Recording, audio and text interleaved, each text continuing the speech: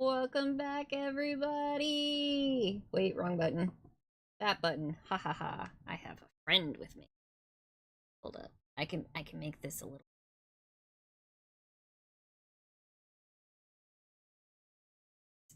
Aha! Anyway, hi, how you doing? I'm here with Cece. Hey, hi, say hi, Cece. Oh, I don't want to sign in Twitch. Oh, I do it with my scanner. Great. Huh? Oh, Oh, with Twitch. your QR scanner? Yeah, the Twitch on the TV logged itself out. Mmm. And I'm like, please don't make me get my password out. I don't want to have to look it up again.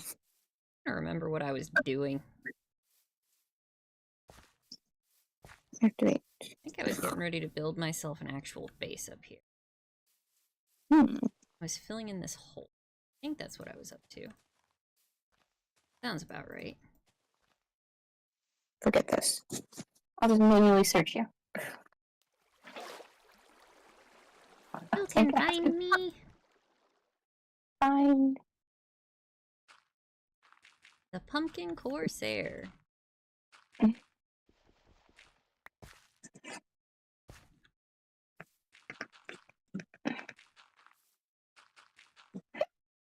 why? A scarecrow with delusions of being a Dullahan.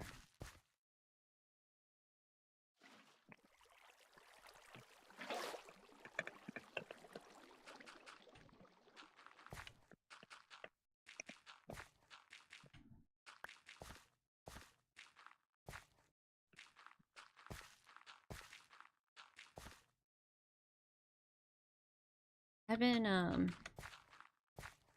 been trying to look at mods, but I don't know exactly what people want. So I'm like, where start? What do? I would say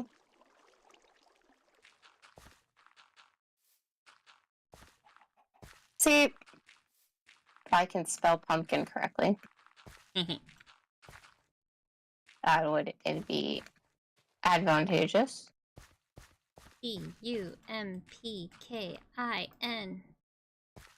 Pumpkin.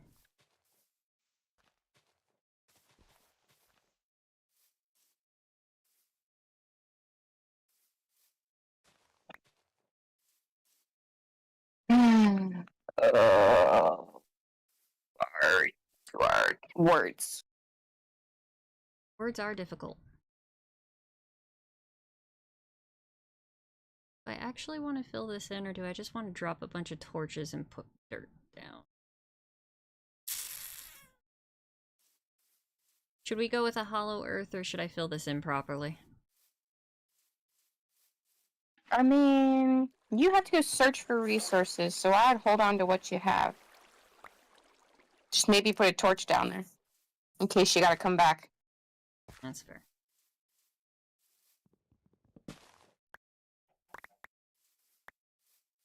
Ugh, one step down.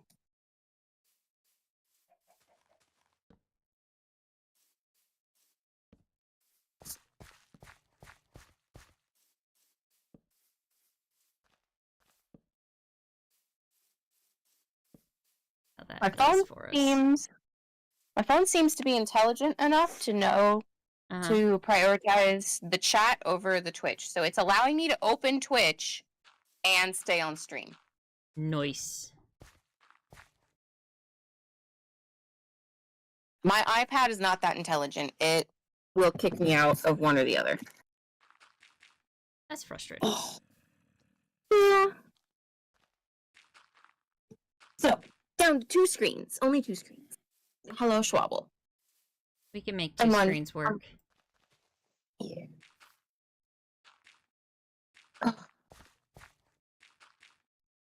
Oh. Hello? Oh, I really need to stretch this leg out. I'm fighting with buttons. Don't mind me. The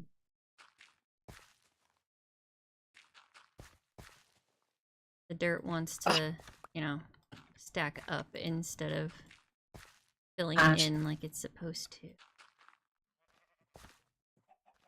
Come here.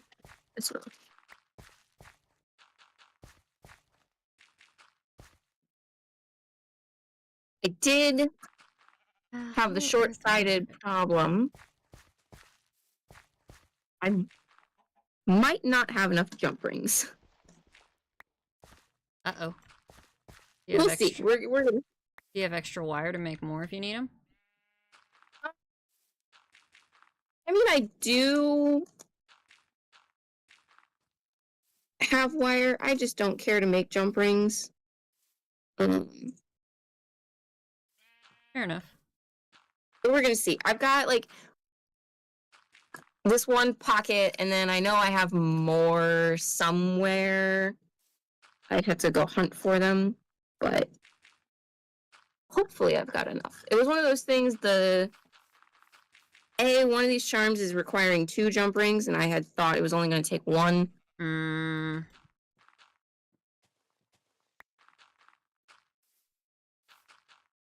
Because they're just ever so slightly too small to get away with just using 1 ring.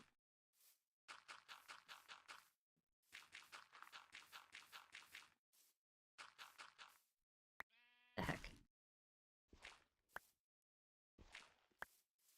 Raining somewhere. Somewhere near here, there is rain happening.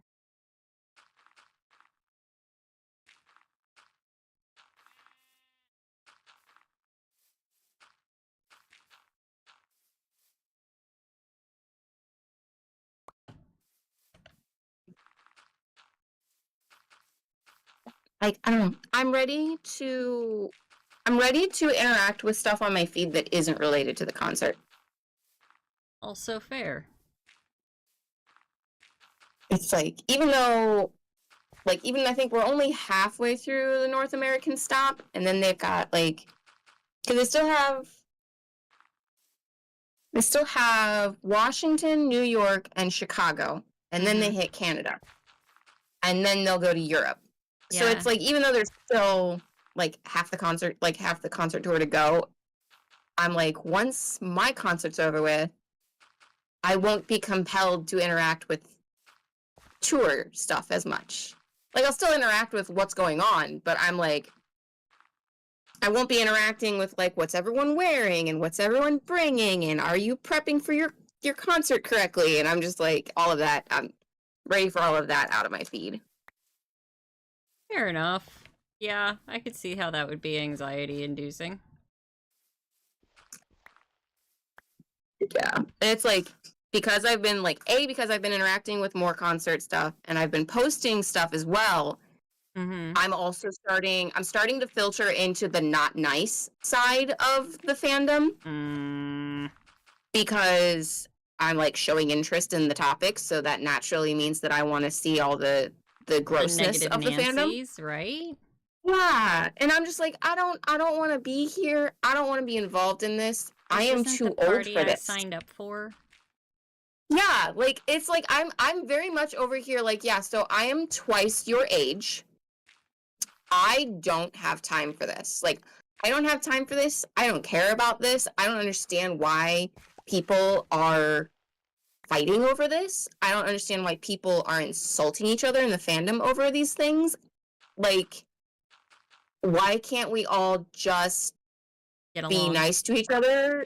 And like, yeah, it's like, why can't we just be like, we are supposed to be united in the fact that we appreciate this group. Why do we have to like be nasty to each other? Yeah, I get you. It's like, I'm sorry, honey, but it doesn't matter how mean you are to somebody else. The boys are not going to notice you. They're not going to be like, oh my gosh, that's the person I'm going to be with for the rest of my life. Like, that's not going to happen. That's not. No. So, like, the least you can do is dream as much as you want.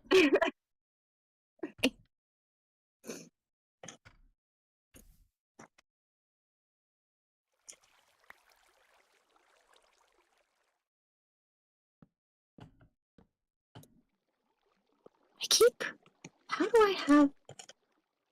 Oh.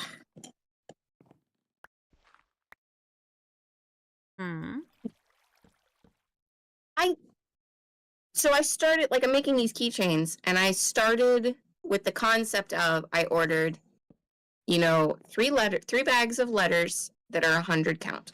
So in theory, that meant I get 100 bracelets made, or 100 keychains made. And I got through the letter assembly part, and I had 2 extra Z's left over. So I was like, okay, optimistically, that means I was given 2 extra Z's and I have 100 pieces. And rather than the alternative, which means my other 2 bags of letters were short 2 pieces. And now I'm like, but that's like the really only point of this entire endeavor that I've had to handle on how many pieces I'm making, is the fact that I ordered packages that have 100 count. I didn't count them when I got them. I just opened the bags and dumped them out and said, let's go. And now, like, now that I'm assembling things, it's like, oh, I've got an extra one of these, and I thought I was going to have more of those laying around, and I don't. So I have no concept of how many of these I'm actually making. I'm just, like, putting them together, and then when the pile's empty, it's like, oh, I'm done, I guess. Hey, it works. Yeah. I mean, it's your lowest common denominator, really. Is what's gonna, yeah. That's a lot of bracelets. Well, these are keychains. I only got... Keychains, I mean. I only got 80 bracelets made. Only. So, yeah, only. I was aiming for 100, and I could put it out. I have all of the stuff to make more, so I might... I have a feeling I'm going to end up sitting down over the summer and making more bracelets for, like, MitsuriCon, just... I had planned on... Bugger all. Sorry. Like, I'll probably make more for MitsuriCon just to, like, get some of this stuff out of my house. Fair. Because I, too, am I don't know. After I get over the whole, like, is my measly offering worthy of you, I do enjoy, like, giving people things. I just gotta get over the whole, looks like shit because I made it. No. Yes. Not measly offering is precious gift. I know. And I know, like, I know that. I really do. I do know that. And I know, like, me, myself, some of the things that I've been given that I'm sure the person who gave it to me was just like, this seems so stupid. But, like, I was super excited about them. Like, I've gotten, like, my little magpie pile at work, I've got, like, a little tiny Triceratops toy, which I love. And then,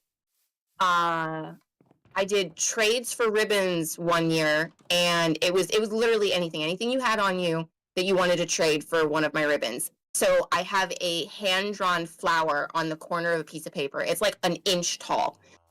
And I was super excited about it. It was like, they sat down and drew something to give me as a trade for my ribbon. So it's like, to me, I'm sure that person was like, all I have is a black pen and a piece of paper in my bag, and I'm just going to do this flower. And it didn't mean anything to them, but, like, me receiving it, I was super excited about it. It's one of my favorite things that I've been given in my magpie hoard.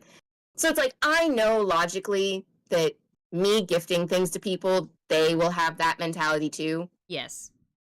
It's just getting over the equally surmountable mountain in my brain of everything you do is worthless because you are doing it.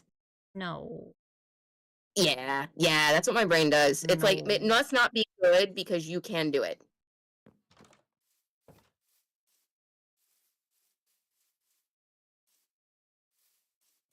The things you make are certainly not worthless, and the things you do are certainly not worthless, no matter what your brain is trying to do. We don't listen to the brain. I know, but so much of the brain is very, like, Noisy. loud.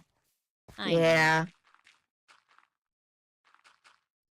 And then you have 14-year-olds on the internet that are, like, agreeing with the loud brain, and you're just like, okay, then. Yeah, we don't listen to them either. Remember, you just said 14-year-olds on the internet. We don't give a heckin' nothing what they got to say. Oh, no. We don't give two shakes of a toad's tail.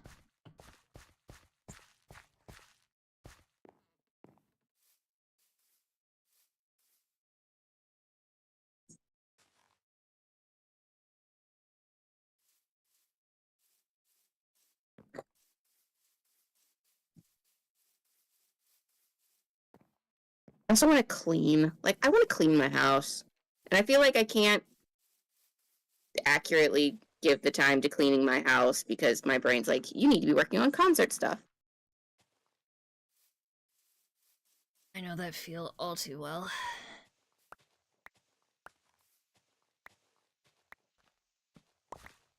Yeah, I'm glad you said to do a cover-up instead of filling it in, because filling it in would not have worked. Yeah.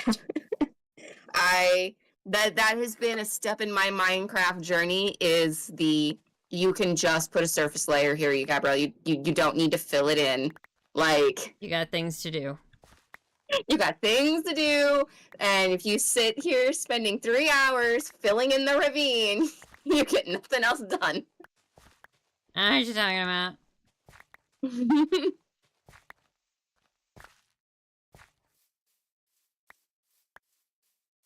I'm essentially having to re-dig up the dirt that I was trying to fill it in with. I don't know what you're talking about.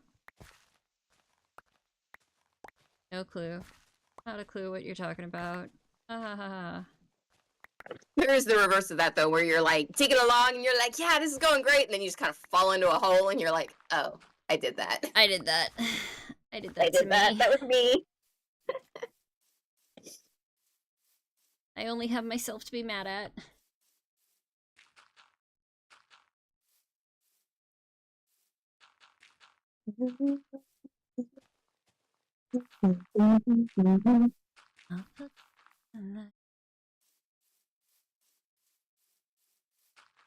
It's fascinating to me that we're on the same jam, but our song is not synced.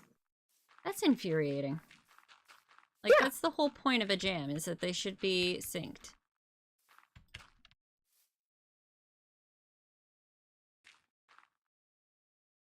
Oh, finally stopped raining, wherever it was raining. I love Minecraft rain. Like, I've been highly what? Interested. I've been inclined to just do like SMR Minecraft, I guess, basically. Where it's like, it's just Minecraft block sounds and the weather of Minecraft. You're a zombie, but I haven't got a foggy idea where he's at. Don't like that.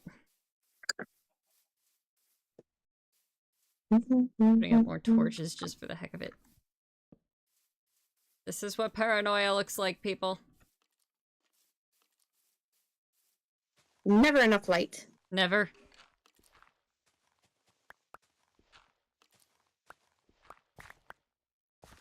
Oh,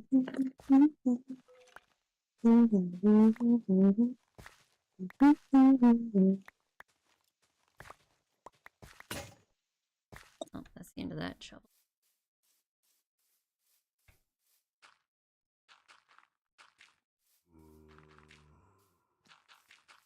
I mean, when this is done, this will be a pretty decent basement, I suppose.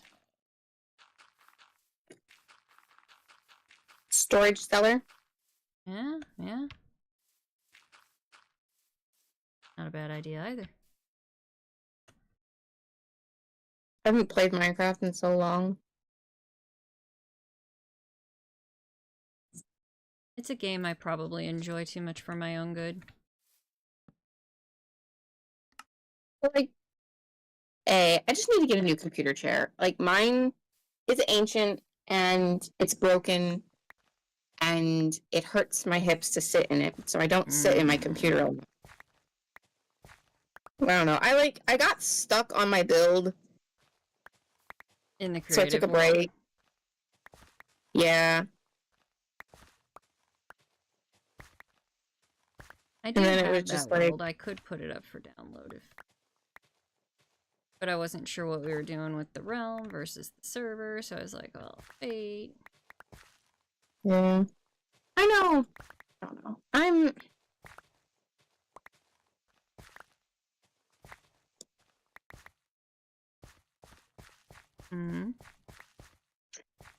I don't know.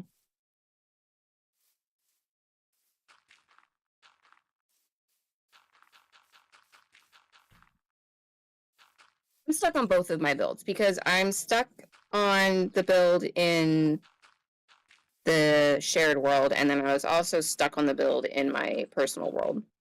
I also kind of forgot about it. I was in the middle of building a subway train, and I'm like, I don't think I want to hop into the world in the middle of building a subway cart. Because I kind of forgot what I was doing, and I was basing it off of like 2 photos, so I'm trying to reverse engineer it to begin with, and that's a lot. I'm like, that's a lot of thinking to play a game. Yeah. So I just haven't opened it. I will confess, I kind of refuse to let myself put that much thought into my builds, because otherwise I will do nothing but. And then I would obsess, and... I mean, I already obsess, we know this, but... There's a zombie cave in there somewhere, or down there somewhere. I mean, for what I have to show for it, I've put a lot of work into this one creative world I'm working on, because it's a lush, like, town. Ooh. So, in a cave. So, when I found it, it was a lava lake and a lush, and it's like 2 layers. So yeah, it's a lot. There's a lot of stuff going on, and I was like, "Ooh, this is perfect," but I had to first get rid of the lava lake. So that was like an entire 2 weeks worth of work, was getting rid of and redesigning the floor of this entire cave and making it look more like a water lagoon than a lava lake. I mean, Yeah. at least the hole is already there. Yes. Well, yeah, that was like the hole's already there. The lush cave part is already all there. It's not like I walked into a hole in the ground or a flat surface and said I'm gonna build this. I had time stopped for my intro and I forgot to hit start on the time. Oh no. At least we weren't doing anything really important, I guess.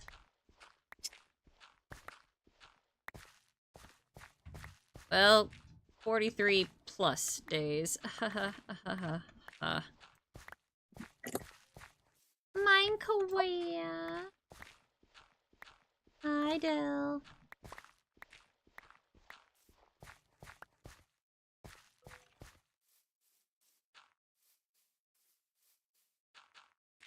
I got a text. No, my dad's texting me stuff about my plane. Hey Del, what kind of mods would you want to see in the server? Really now? You want to figure... Excuse... Want to figure it out down there?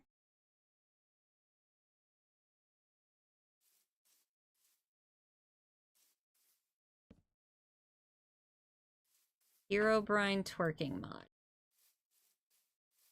No.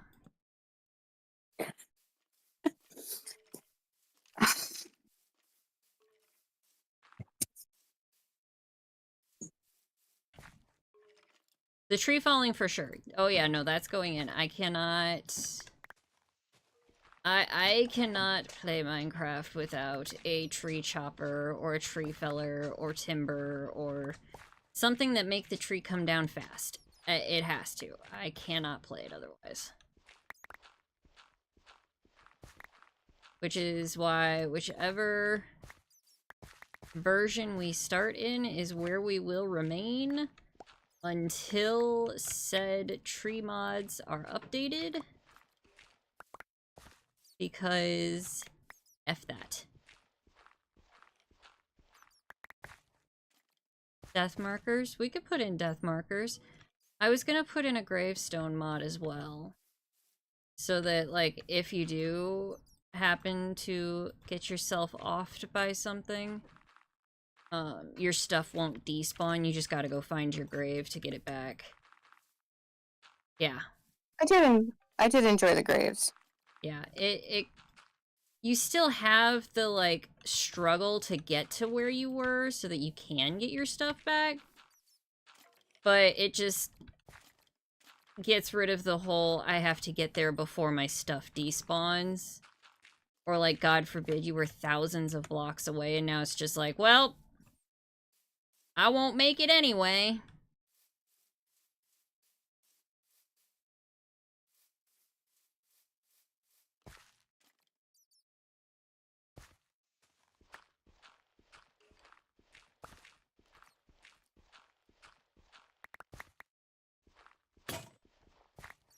Because that's, like, the worst feeling. Is realizing that there's just no way for you to get back.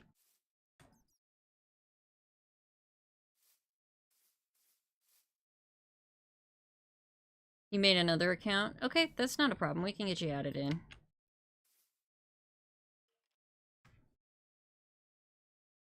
I know Styx wants a bunch of different animals added in.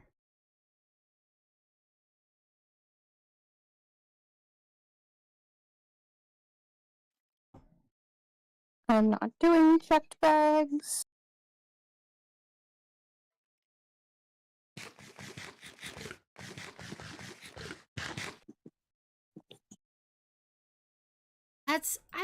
That's the other thing I was thinking about, like profession mods or like classes. Like RPG classes, if we could find one of those. Because I feel like that would also keep us inclined to stick together a little bit more if, like, one person can't physically do it all. And you can actually get bonuses in the stuff you enjoy doing and things like that. So yeah, no, I've been trying to find a good, like, class or occupation mod or something like that. I'm open to suggestions if you know of one. I know there's origins that we could go with. And I thought about origins. Because then you've got all the different types of origins that you can plug into it. But I'm not really looking to change the whole, like, existence of players.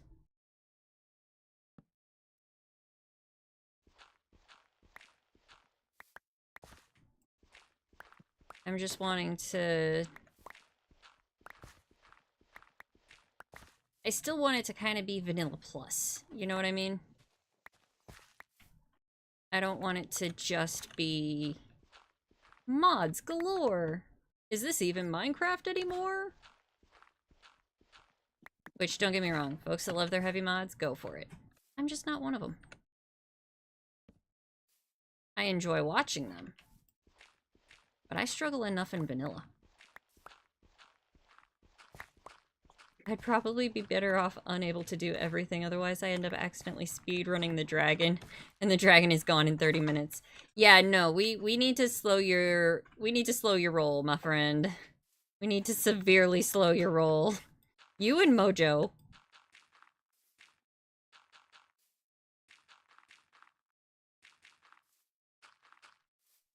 Like, I don't even mean to, it just happens.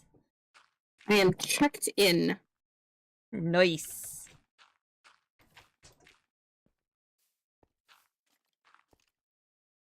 I'm glad you get to go.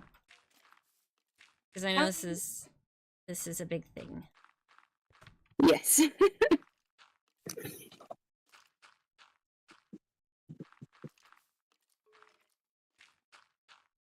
I almost got to go see that Mongolian band I'm in love with.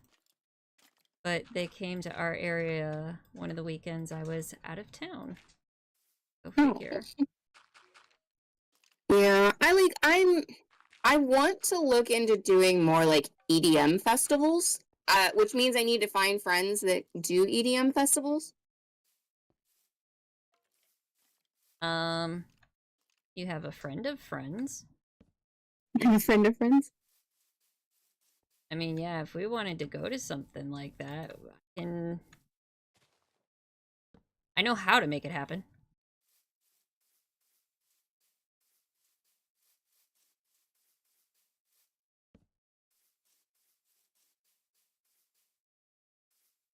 There.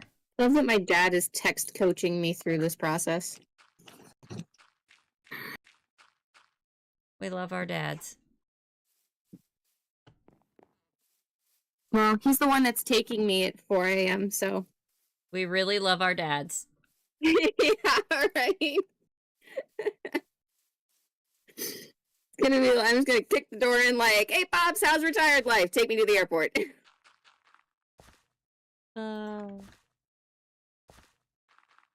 Yeah, no, I'm like, I give him, so he officially resigned his job. Nice. And I'm like, it was kind of one of those mentally, I'm like, yeah, I give you about 6 months before you're going stir crazy. Yeah, you're gonna go stir crazy. And I mean, he's even out of the gate. I guess he was like, he was talking about going back to school.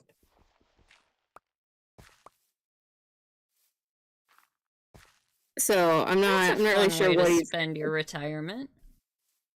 Yeah, like genuinely, that sounds like a good way to spend your retirement.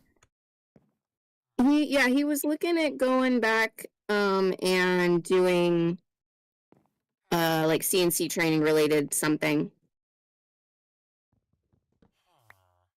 That would be cool. Because like he wants to own his own shop, like his own woodworking shop. Mm-hmm. And a lot of woodworking nowadays, a lot of them are using the CNC engraving machines. Yep. So that's something that, because it's like he's got, I mean he's got 30 plus years of carpentry and home remodeling experience. And it's kind of like, what he should be doing is training other people how to do their job correctly, but he does not have the patience to train other people who have no inclination to learn what he's training them. I don't know what you're talking about. Yeah, so it's like... That could never be me. Yeah, it's like if you're like, I really want to learn how to do this, he's like, all right, I'm going to show you how to do it, and I'm going to show you how to do it correctly, but I don't want to hear no whining, I don't want to hear no back sass, and you better do it right after I've taught you how to do it right. Like, that's how I grew up learning stuff. Right.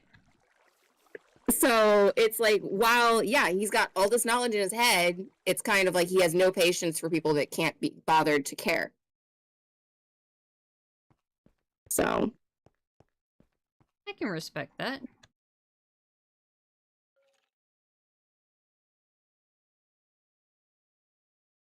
And that ravine is like so deep and it goes so far. And I could find such cool things down there. but I'm a coward.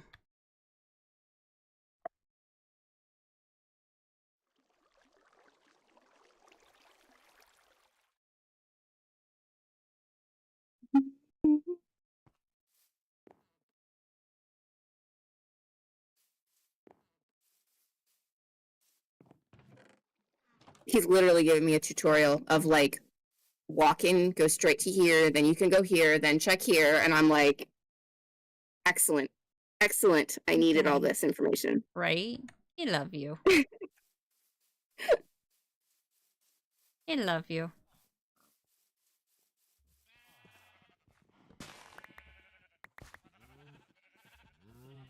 This is why, like, anything emotional going on, anything financial going on, we call mom. Anything like that we're going to need someone to consume a lot of information, understand all the information coming in, and then translate it back out to us, we call dad. That sounds accurate. Yeah. Yeah. Except it's made, now my dad is like paranoid, apparently, because to quote him, none of us call unless there's a problem. Meh. And I'm sitting here like, yeah, I guess that's true.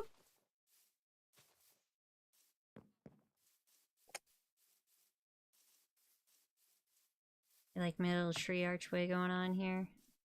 We're about to wreck it. No. Don't worry, I'll replant it. Okay. I'm worried my math didn't math correctly. It but I grows mathed back. correctly.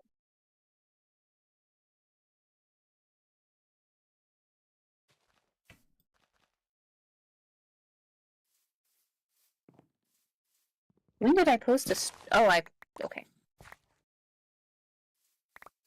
I got a notification that one of my friends liked my story, and I'm like, when did I make a story post?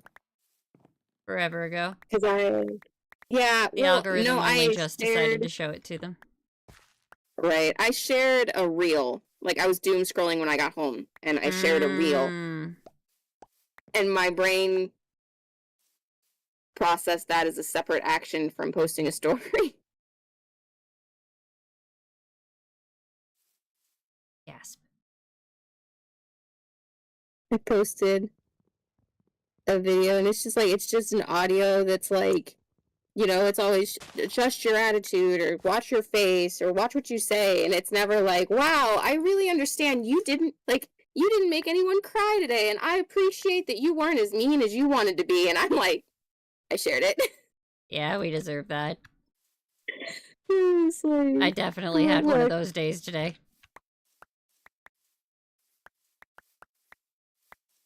I've left the office because like something's been going on, and I'm like, I can hold my tongue. I'm like, but my face is gonna make something. My face is gonna make a comment, and then it's gonna be a problem. So I'll get up and I'll like leave the office. Uh-huh. Yep, I had to make a couple, just walk away. Don't say nothing, just walk away. Yep, Been there a few times today. Ain't saying a word, just walking away.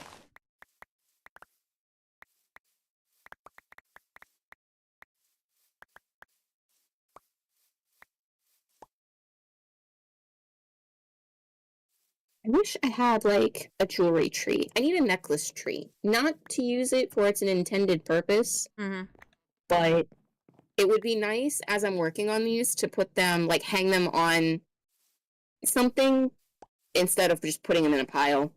I mean, do you have a hanger available? I mean, I do, but these aren't the kind of keychain that'll hang on them. They're just like the little loops. Gotcha.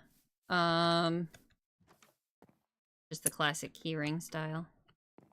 Yeah. I was wondering if I could like jerry rig a knitting needle or something, but then it was like, you're gonna get so distracted trying to figure out the tool to solve your problem, and you're not going to get anything done. So suck it up and make a note for later. But yeah, I was like, because I was trying to figure out what on earth would facilitate the angle and structure that I need, and a necklace tree would do it. And I bet you I could find one at like a thrift store. Or build one. I'm sure I got the stuff around here. I could build one when I'm not pressed for time. Don't mind me, folks. I'm playing with sound.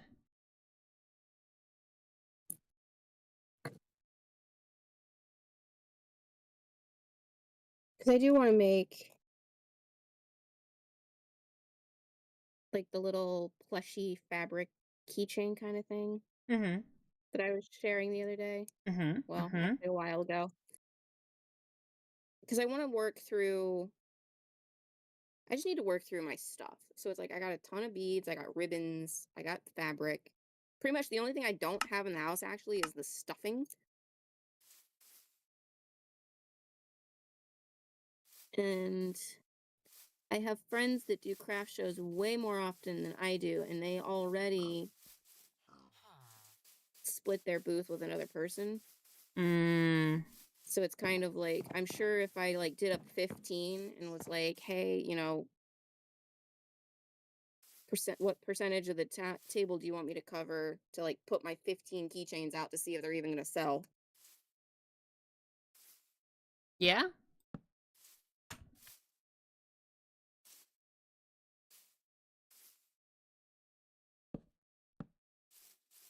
Because it's like they're not going to be like character based. It's just kind of going to be like, oh, that's a cute shape, or those fabrics and those beads assembled together aesthetically look cute as like a heart, or they look cute as like a little bat or something.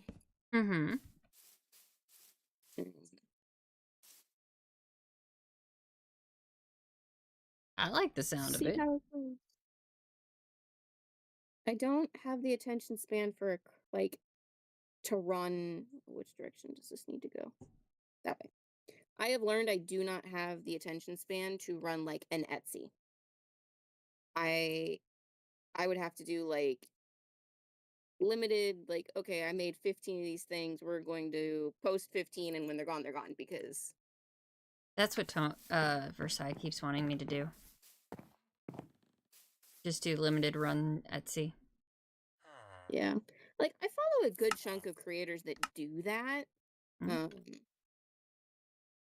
It's, I mean, and it's a matter of you have to get a social media following. That's how you do it. I know. God forsaken social media. I know. Hate it so much. So we've got the laser engraver at work, right? So that's part of my job at work. Yeah. And one of our customers brought this giant hunk of brass in. Ooh. And a business card. And he was like, he wanted exactly what the business card looked like on this giant hunk of metal. And I was like, okay. Okay. And I was like, I can do that. And the dude's ancient, so it was like it was one of those like, I know, trying to explain to him to then explain to his customer to see if I could get the DXF file of your logo. It was like, that's gonna be a lot of steps and you're not gonna understand half of what I'm saying. So it was like, I gave it to our print designer, and I was like, hey, can you turn this image right here into a DXF file, because this is their logo on the business card. And they did it for me, and it hurt everything in my soul to arrange everything exactly how the business card looked, because for me, from a graphic designing perspective, it was shit. Like it was horrible. I'm like, this business card needs redesigned. And it was like, I know that if I was having someone laser engrave a 200 piece of metal, I would want it to look good. But I've been instructed to laser it exactly how the business card looks. And it was just like, you know, I had to sit there and be like, some people don't care. Like, Nope. I know that I know that this business card looks like shit. I would be embarrassed if I turned this in professionally as my business card, and that's because that's my profession, is being a graphics designer and having a comprehension of what good design looks like, or at least definitely what bad design looks like. So I was like, I just did it exactly copy for copy. He was thrilled with it. He thought it looked so good. And I was like, for curiosity's sake, I pulled their website up to see what this company sells. And smack dab, the first thing I notice about their website is the logo that they have on the website is not the same logo that they have on their business cards. Oh no. And I was just like, Oh no. I'm like, that's not my job. Like, this is not my job. I don't, this was just me being curious and making an observation. I was not hired to make this look good. I was hired to do the job. But yeah, I was just like, your business card and your website logos don't even match each other. Oof. Yeah. Yeah, but it was just like, people are still needed in the world. Like, Uh-huh. anyone is disheartened, graphic designers are still needed in the world, because that's what I had to do today. Is be aware that I was charging someone $75 to laser a hot mess on a very expensive piece of metal. Like, It's what they wanted. what they wanted.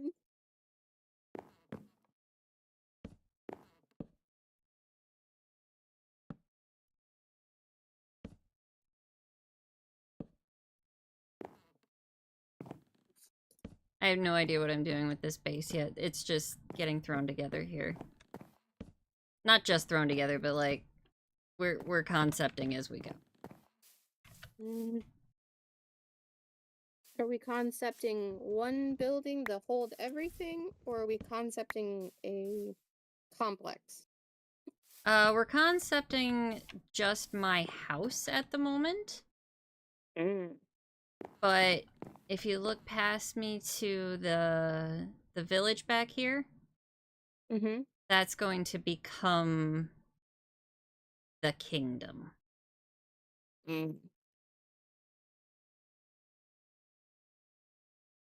So this will be like my stuff / storage. Okay. So that accidental basement I dug might actually get used. We'll see.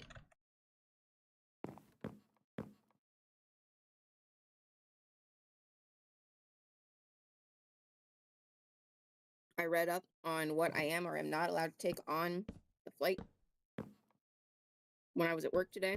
I don't understand all of it, but I read up on it. Hey, it's a start. And the crucial thing is I'm allowed to take snacks. Take snacks, you said? Yes. That is crucial. It is crucial, because I was about to eat like 3 pints of blackberries because they're in my fridge, and I was like, I know they weren't going to be good when I got back. Uh-huh.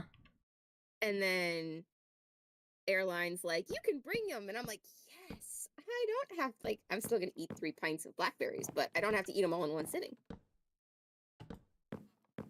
But that also meant I stopped at the store and I was like picking up a bag of trail mix and picking up a couple other little snackies. Because the goal here is not to buy money in the airport. Or not to buy food. No money spent in the airport is the goal. Good luck, my friend. I mean, the only thing I might get desperate for is a cup of coffee at my layover. Valid. But I know I won't be tempted to buy anything to eat, because I doubt something in the airport is going to be something that I can eat. Also valid. So, nope, packing some snacks. Bought a muffin for my breakfast on the way down there. Yeah, I haven't solved the coffee problem, because I definitely don't want to get up and make coffee at 3:30 in the morning, and no coffee shop is going to be open, between 3 and 4 a.m. No. So I may just have to suffer and get coffee at the layover.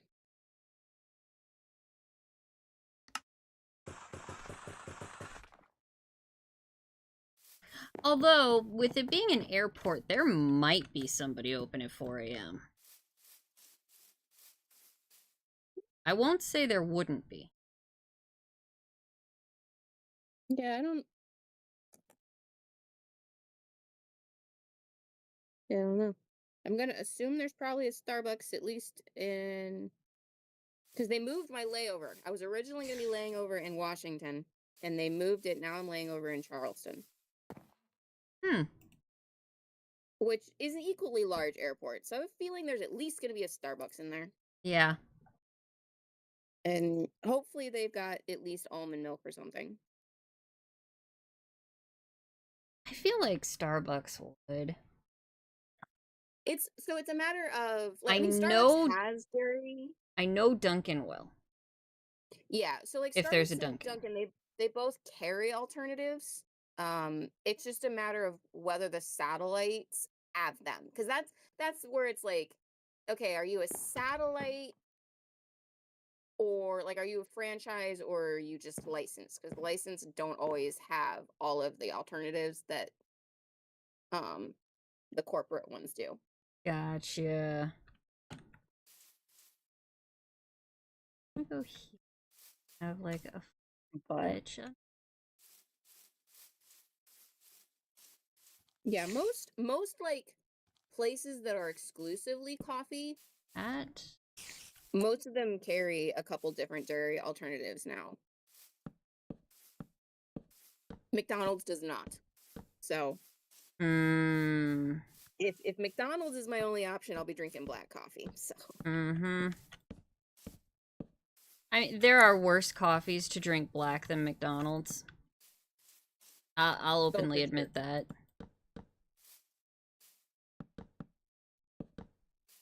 Kind of going with that Stilt House feel, I feel. yeah, they are some form of a franchise, but we have a local place. It's called Artisans Coffee. And their coffee is extremely acidic. And there's no way I have ordered it that it has tasted good to me or hasn't curdled my cream. Like, that's how acidic their coffee is. Aggressive. Yeah.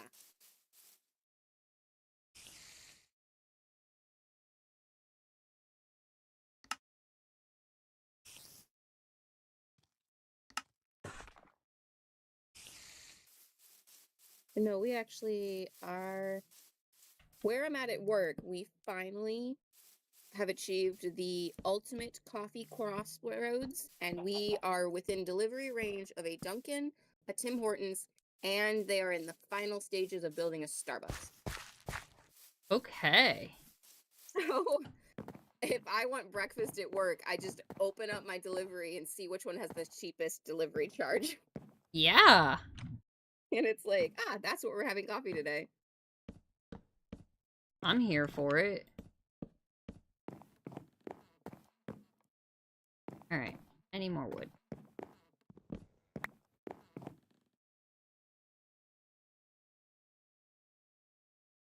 Get back here. I think I'm about halfway through this pile.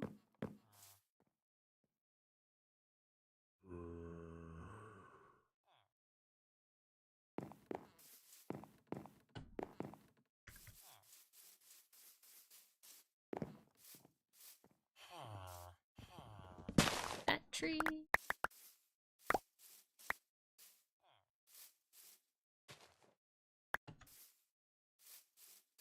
I am still trying to figure out, like,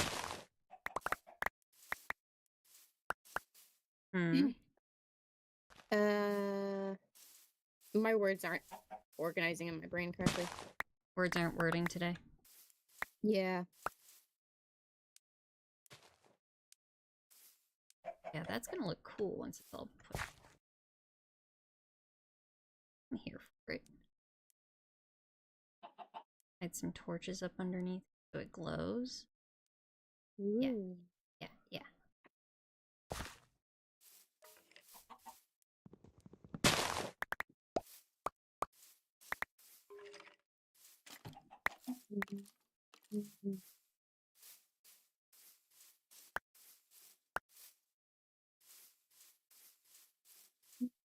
Oh, I bet you that's the cave that's going all noisy underneath my house. We'll have to raid that eventually. Eventually.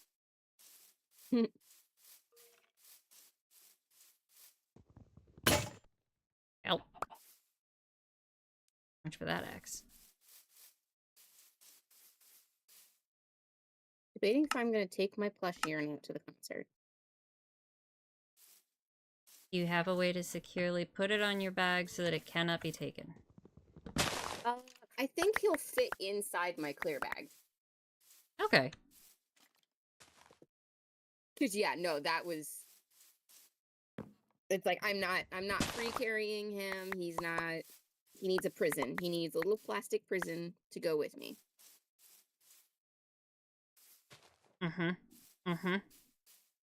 And then he'll come out for a picture of, look what you've done, and then it's gonna go back in the little plastic prison.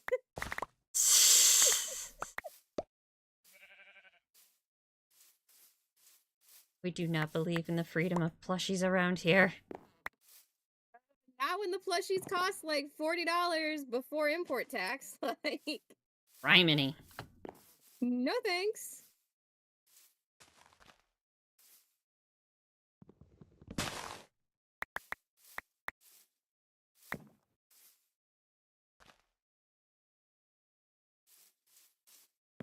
Oh, I just absolutely butchered that jump ring. Let's try that again. Excuse you. Thank you. It's not getting any better. All right, I'm just sacrificed.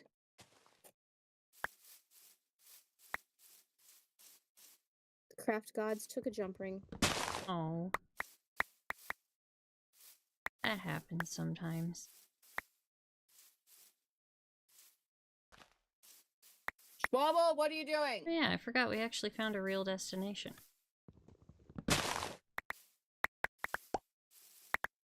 Schwabble!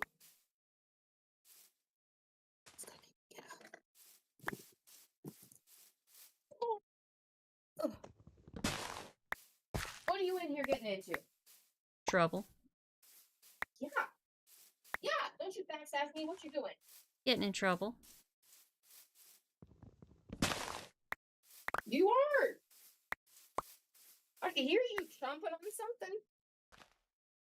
Oh, chomping on stuff.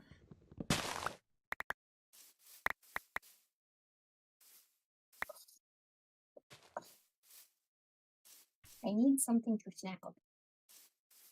Snackish.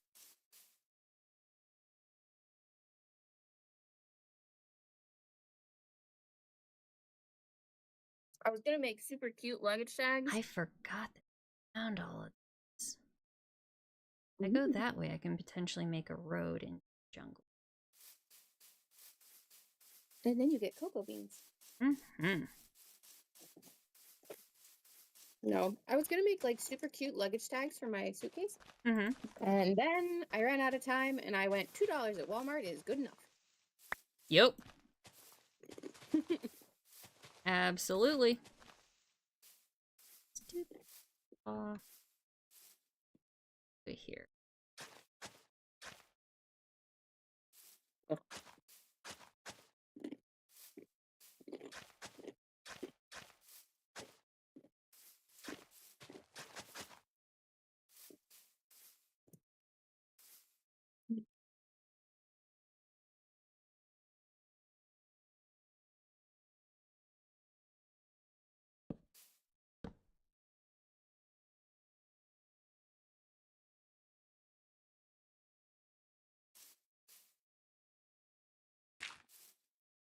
So with the story, Yeah. I am trying to figure out, because like obviously at the onset, Alvred's main reaction is, fear for his sister's safety and angry at his mother. Mm-hmm. But it's like, that's all just kind of the topping of the fact that he has abandonment issues. Like, even though I would say that Alvred grew up with a well-established family. Like, his uncle has always been there for him, always. Yeah. So he doesn't have the voidness of, like, not having a parent, but he does still have, like, you know, his mom did abandon both of them. His dad never. I'm thinking with magic the way it works, it doesn't make sense to say his dad never knew he existed, but I think it is safe to say that his dad never met him. Oh, yeah. So, and then it's like, then to have your mom come back into the picture and then leave again, and then to then have, you know, what happened with Andor and to be essentially abandoned by your brother. It's like he does have abandonment issues. He has low self-worth in terms of people keep leaving him for the bigger picture and stuff like that. So it's like, at what point in the story is that gonna start eroding through the I'm angry at my mother and I'm scared for my sister to I've been left behind again? Especially, it's like, currently with the way Sig has, like, left false trails and left a letter and, like, all but said, we intentionally waited for you to leave town before we did this trip so that we would leave you behind. And it's like, yeah, so I'm like, at what point is that going to start seeping through? Well, because if book one is supposed to be like Ovid's perspective, we're the audience that are going to have a key into that much sooner than, like, his companions are going to start noticing it, I would think. oh, yeah. I can start with it as early as that first ship. Or I can start with it as early as, you know, the sinking of Talia's first ship.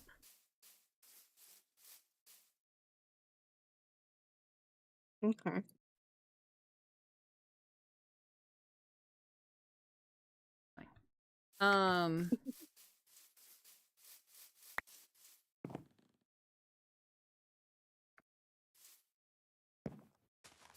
We can potentially do it in Silverim. There's quite a few places that I can throw it in. It kind of comes down to when you think it would start to actually wear on him that he was left on.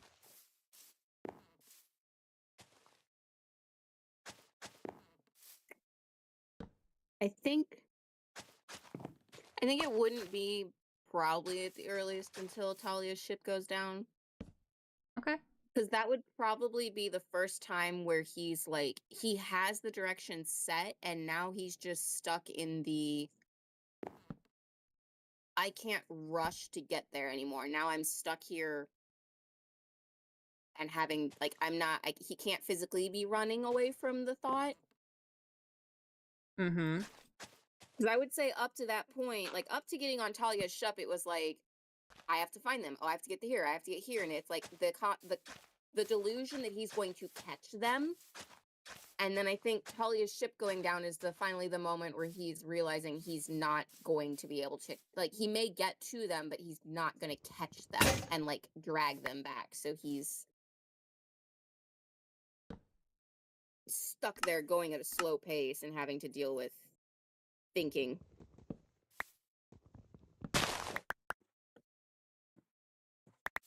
Okay, I got it. We can work with that. Because after the ship sinks, there's the whole conversation of, well, what now do we do? And the whole, well, we can either try to follow the... Oh, hello! Where did you come from, you rude Emmer Evers? I don't have a shield.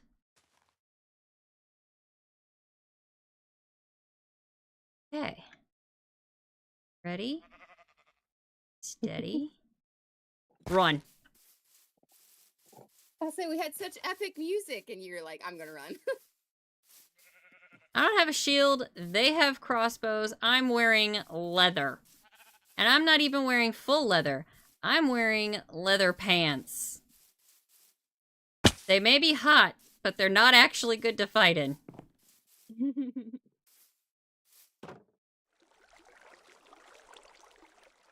Yeah, leather pants and leather boots. They may be schmexy, but they're not good for fighting. Sucks though, because I was working on that road. I guess I gotta go back to building my house. But that's what we do when we need wood around here. We start building roads.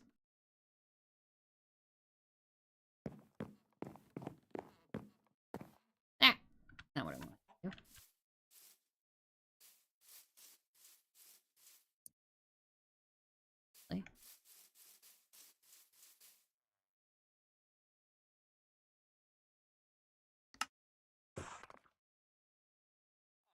Alright.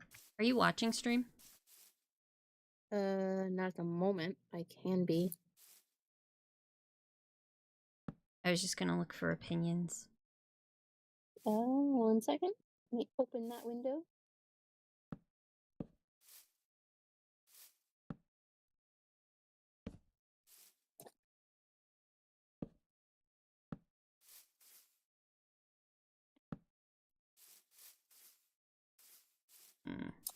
Okay, it is up.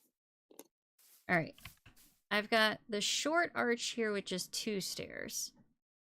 Mm-hmm. I've got the slightly wider arch here with 2 stairs and a slab, or 2 stairs and just that's my floor in there. What if you put a trap door there? Un momento, por favor.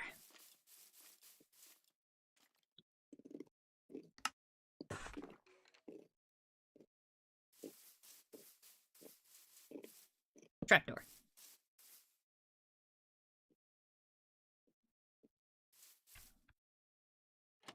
I think that looks more interesting, so long as it doesn't bother you that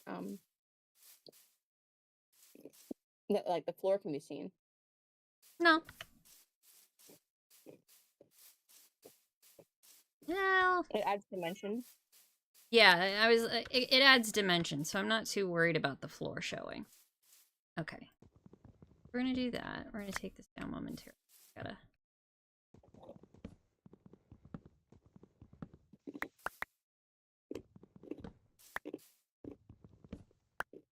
Not off my house.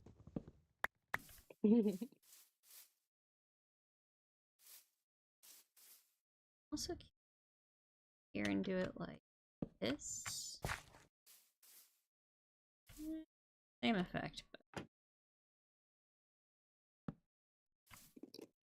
yeah, you don't get the gray buttons.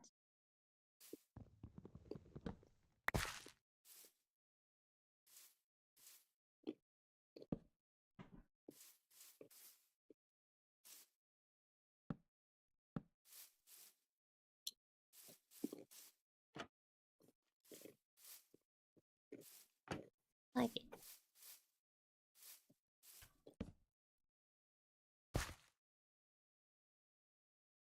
This.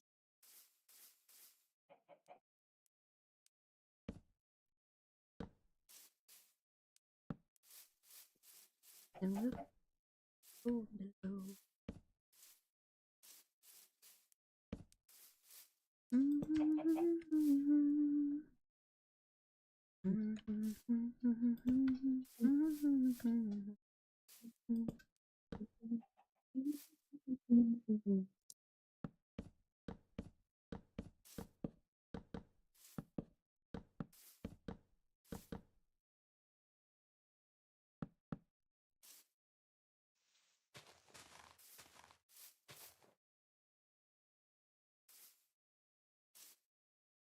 Down here. Here? Do it.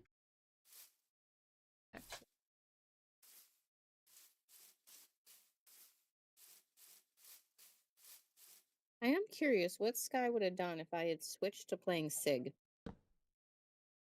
Hmm.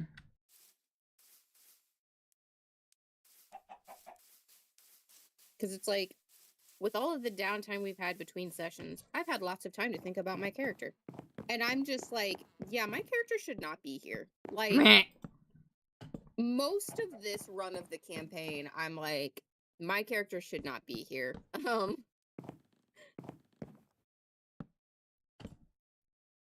Don't worry, we'll find ways to keep Oberyd invested.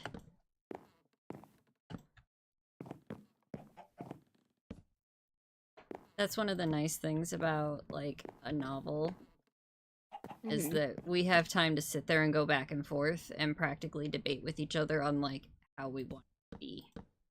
Mm-hmm.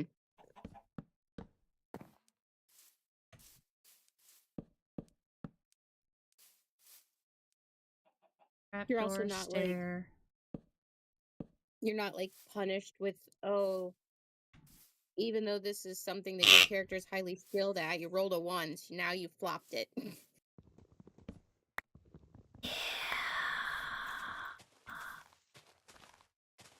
I'll fully admit right now, there are going to be potentially times where, like, I'll message somebody and I'm just going to say, roll me a d20. And I'm not going to tell you why. I mean, that's fair. Like, just roll me a d20. No, you don't get to know why. Right. I mean, like, certain times it's like, yeah, this is humorous, but it right. does irk me that it's like, no, this is like my character's career, and it's at the whims of my dice roll. Well, and your dice in particular, I think, just hate you. Yeah. All of them do. All, like... Because, like, Kata's profession, she's got no problem making her performance rolls and all that jazz. Well, I think, like, the problem is like, Oberyd, for what Oberyd would have been taught how to do, it doesn't translate in your skill set the same way. Also fair. Like, in the concept of, like, D&D stats. That is fair. Because, like, Oberyd would, like, even though he's a craftsman, first and foremost, he has also been training under his uncle to take over the mantle of being a guild lord. So, like, he would be learning languages. He would be learning the art of trade and negotiation and developing those kinds of ties. Because, like, that was the other thing I thought of was, you know, Oberyd's father being the royal ambassador to another country. Yep. And to then be made, like, not only was he made the ambassador to another country, but then that country's ruler made him the advisor of the next ruler. Yep. So people knew him. Like, people would have known him. I'm thinking probably the arranged marriage between the Gilded Hearts and him was them thinking they were going to get into, like, the royal courtrooms. Yeah. Like, that was probably their final, like, we haven't got here yet. We're stupid rich and we have all this power, but we haven't gotten into the Labyrinth royal won't give us, Labyrinth won't give us the time of day, so let's figure out how to get in there. Yeah. Yeah. So, like, I'm thinking that's probably what was the driving force behind that arrangement. But, like,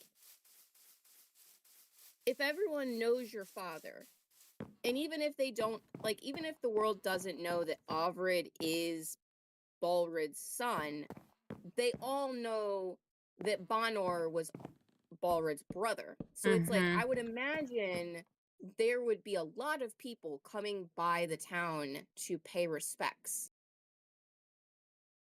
During that time.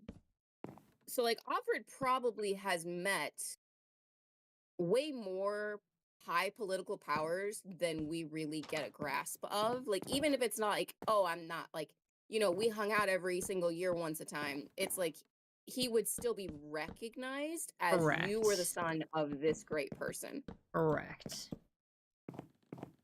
Yeah, he would probably be more recognized. Yeah. Especially with how much we say he looks like Balryd. Right. So it's like, okay, well, how does that translate into D&D stats? It doesn't really translate in D&D stats. Not easily, anyway.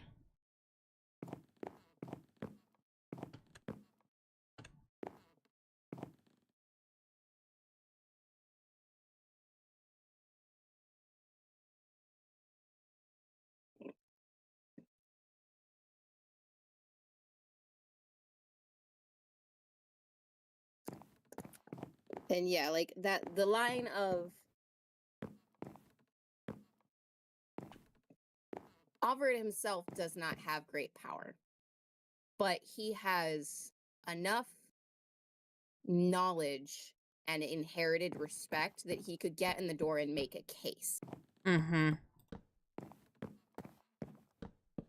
So I think, like, if we were to bring him through the rest of the storyline past basically the Recover Secret arc, I think that would be more beneficial of, like, him almost becoming an ambassador for the party versus a traveling active member of the party. I mean, I can find excuses for both. Don't you worry. Like I said, we can find Ovid's hook. Don't you worry. I'll admit I'm just trying to get through the first book before I even bother focusing on the second one at this point. That's entirely fair.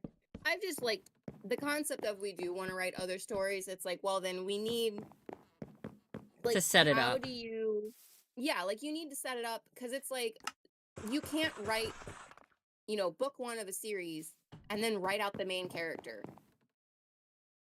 And I guess just immediately expect everyone to come back for the next book. So it's like how to write the book that is centered around Ovid, but involve everyone enough for the hook of people care about the rest of these people. So that even if and when Ovid's like, yeah, I'm staying here, or I need to be sent here, and I'm essentially, you know, splitting myself from the storyline, everyone's not like, oh, well, now that he's gone, I don't care anymore. Right. That is the trick to figure out and perfect. Oh, look at that. We have a frame. Yay. I mean, so Tolkien kind of wrote The Lord of the Rings like that. You have the first book, and you have the hobbits, and it follows the hobbits up to the point where it gets with everybody else. And then it follows with everybody else until you have the first, you start losing people all of a sudden. And then book 2 and book 3 are split up by party perspectives. So it's like,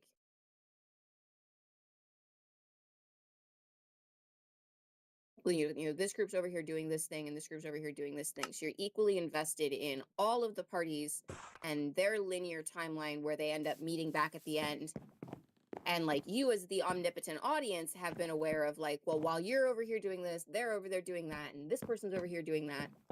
And we equally care about all of them because they are all equally doing something important. And we had the first book that emotionally invested us in the futures and emotions of all of the characters.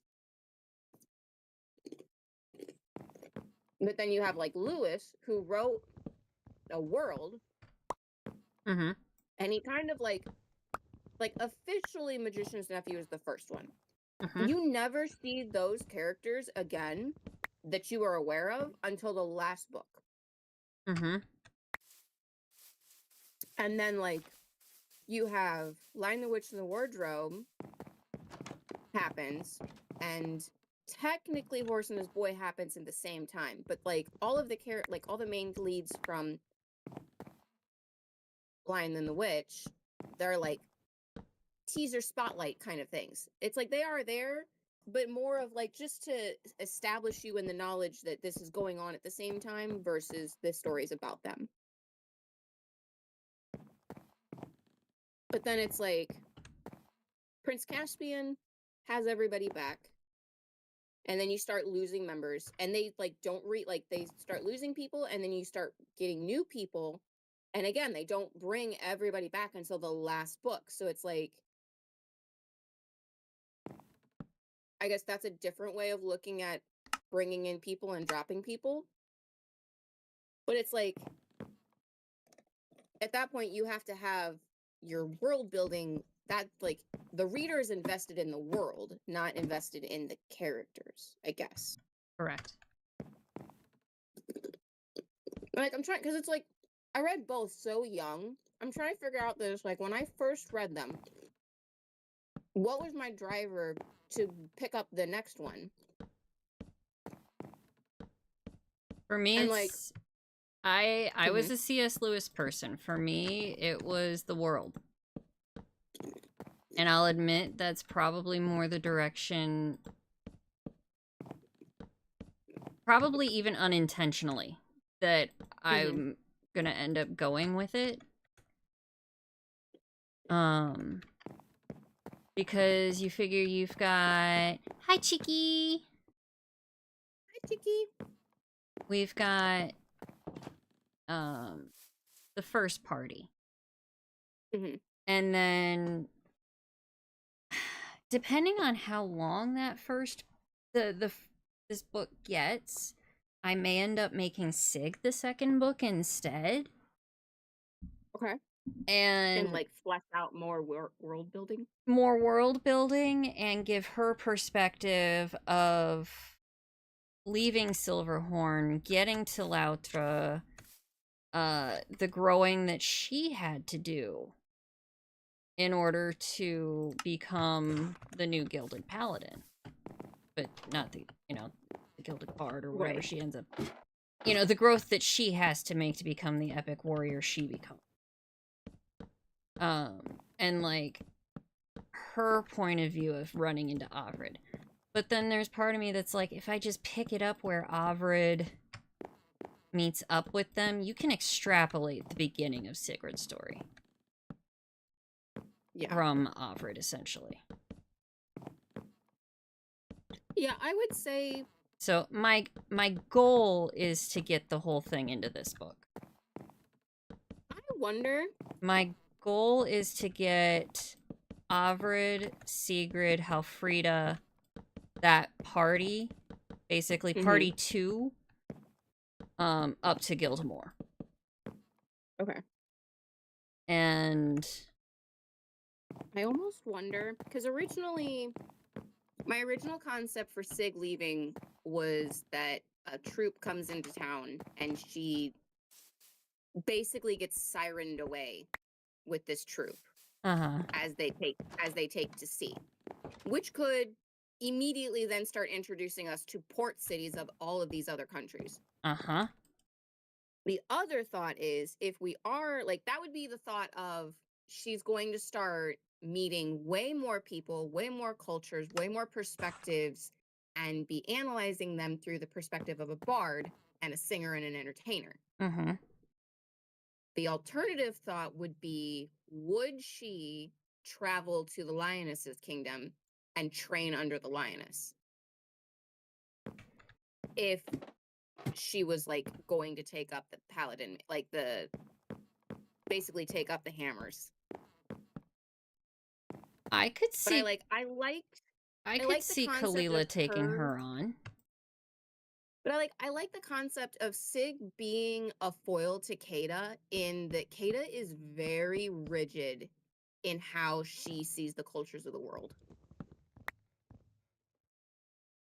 And it's like, that's how she's been raised. Yeah. Like, that's how she's been raised. Yeah. But it's like, if Sig has been, she's been traveling in a multiracial troop from the day one, but then she's also been traveling and seeing all these cultures and seeing how people interact with each other. I feel like she's going to have way more compassion for the world, in addition to the fact that she did grow up with a level of ostracization. Like, she is a mixed race child.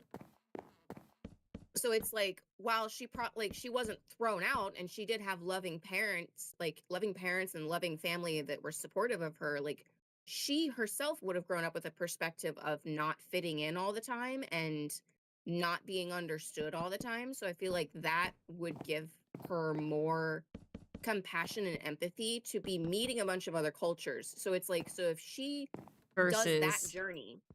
Kata, as a child, was told, oh, you're so precious, you're so sweet, you're so, she was practically babied. Yeah. So it's and then we get to the end of campaign 1, and her family went, Oh, you're It's a actually good gonna boy. get dragged into shit. I guess we should probably make sure you won't die. Right. If you're gonna play these games, you better know how to play them. Right. You're gonna pick up that tune. You need to know how to survive it. Right. So it's like I like the concept of it ends up being that Sig and Kata have a different foil from how Halfrida and Matilda have. Yeah. Because Matilda is... Let's face it, she's pure chaos. Matilda goes, I'm gonna start shit just because I can. Yeah, so she's chaos and Halfrida's impulse. Which is why things explode so much with you. Uh-huh.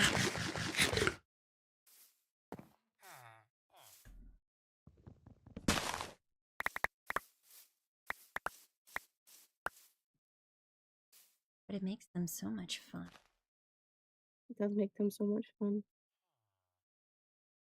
The other kind of character concept I was kind of playing with between Matilda and Halfrida is that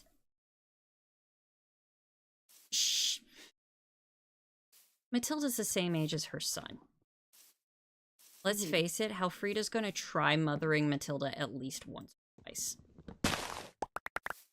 Oh, she's gonna have to, because then she's gonna run into Avrid, and it's going to be, well, I can treat Avrid how I treated Matilda, and it's going to colossally blow up in her face. Mm-hmm. So I think there's also this, like, almost step family feeling between them of, like, you're not my real mom, don't tell me what to do. And I'm gonna tell you what to do because I care about you. Mm-hmm. I think there's a lot of that between Matilda. Is it more like the older sibling, though? Because that's kind of like, that's how the oldest sibling dynamic is.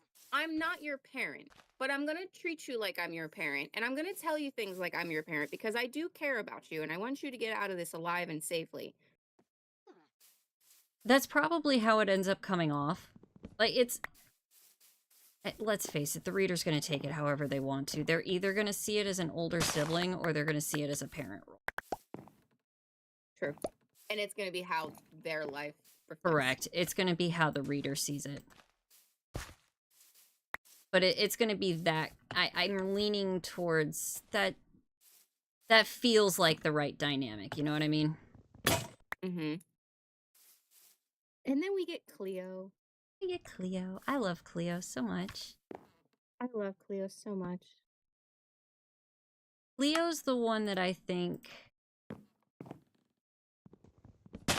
provides Matilda with that, do you really want this warrior's life? This is what you're signing up for by doing this. Are you sure this is what you want? Mm-hmm. Well, yeah, because where, like, even though there's, I mean, there is still an age gap. Like, Cleo is still older than Matilda. Mm-hmm. Because Matilda, very baby. Very. But, like... Matilda lies for a while about how baby she is. And when it's finally found out, somebody's gonna be chewing her out. Oh, 100%. Because it's gonna be like, you're not even legal to drink. What do you mean you're halfway down that pint? Right? Like, literally, Cleo... Matilda gets started before she's legal. Like, she's a problem. Matilda is the Cleo... example of what not to do with your life.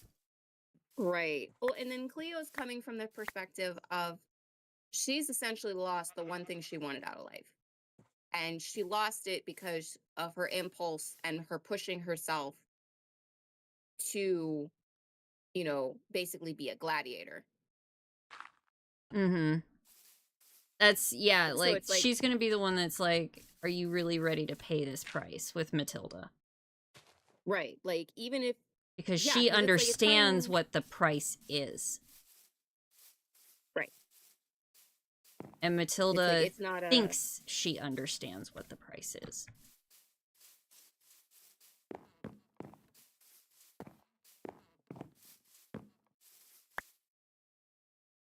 Because that ends up like being a thing Cleo- between her and Henrik as well. Right. That, I feel like Cleo brings enough, like, she brings wisdom into the situation, but she brings enough of, like, I guess, wonder in her environment. Because, like, I feel like Halfrida doesn't really give a shit, and Matilda's been in survival mode her entire life. Mm-hmm.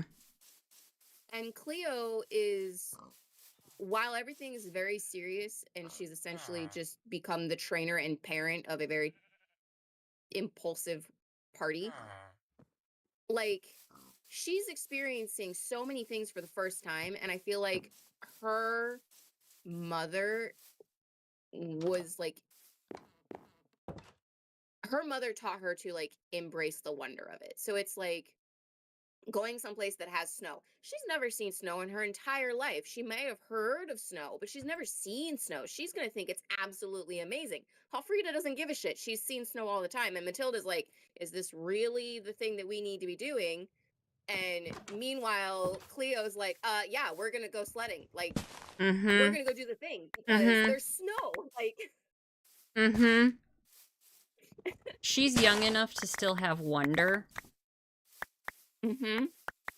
I feel like her and Henrik end up kind of being the innocent shit starters. They're the ones who are like, let's go sledding. Let's go to the bar. Let's go do things. Let's go... Well, they're probably not the let's go to the bar. Matilda's the let's go to the bar. But, like, they're the let's go to this play. Let's go hunt this monster. Let's go do this silly thing. Life. Yes. Right. Yeah, that's gonna be Cleo and Henrik. The two of them, I feel like, are gonna partner up and, like, drag the rest of the party into stuff together.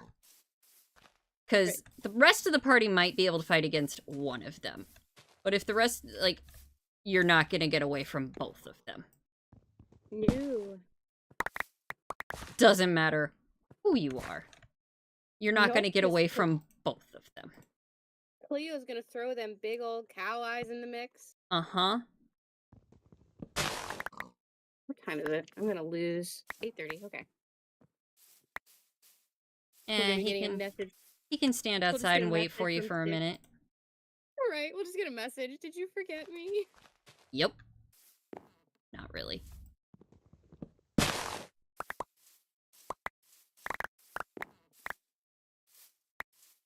Because Crymior is... He's probably closer to Cleo's age. Like, old enough that he has his own kids, but he is not... like, Halfrida and Balrid's age. Like, nowhere near that.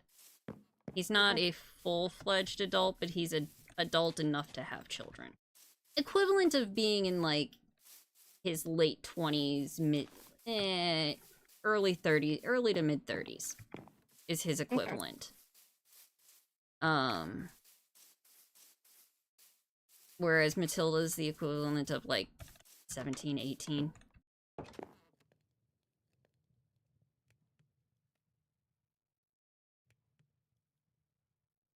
At the very when she meets Crymior, she's the equivalent of like 15, 16. Jeez. Like, she is child. She's a shoujo manga partner. Yeah?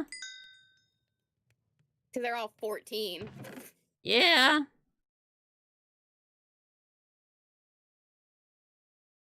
I mean, in my defense, she doesn't stay that young forever. She does grow up. I'm teasing.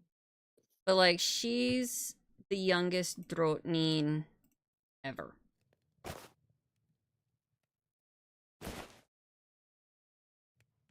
When she takes the grass sea, it's, like, huge flippin' deal because the youngest ever.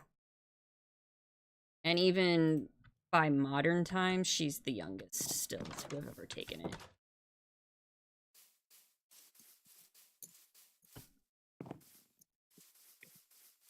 And the fact that she took it and held it.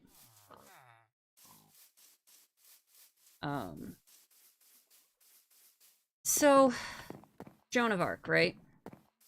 Yeah. Yeah. You know how, like... Minus the whole stake. Minus the whole, like, burning at the stake part. Right.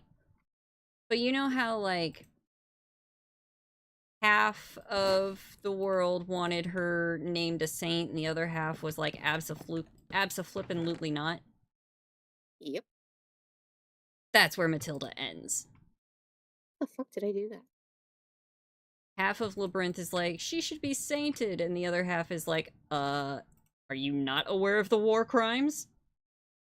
Right, yeah. Literal war crimes? Are you... Like, do you know what she did? Do you have any idea what this woman actually was like?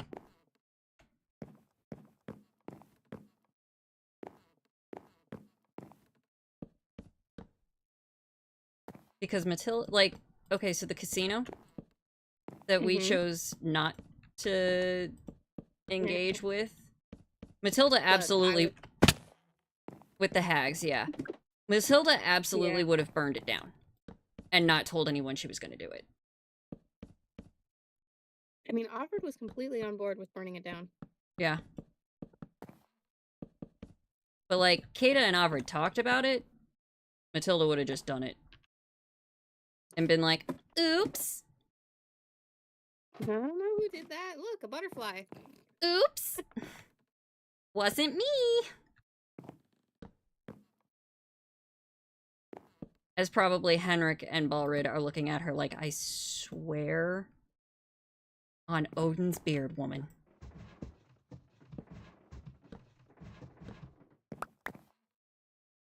On Odin's beard. They're just seeing international event headlines. Uh-huh. Henrik is internally screaming. He's often internally screaming. She drives him nuts. In more than just the romantic way. It's like dealing with Talia. Actually, a lot like. It's like, on one hand, I was like, what do you mean Matilda's Loki's kid? And then I was like, well, wait a minute.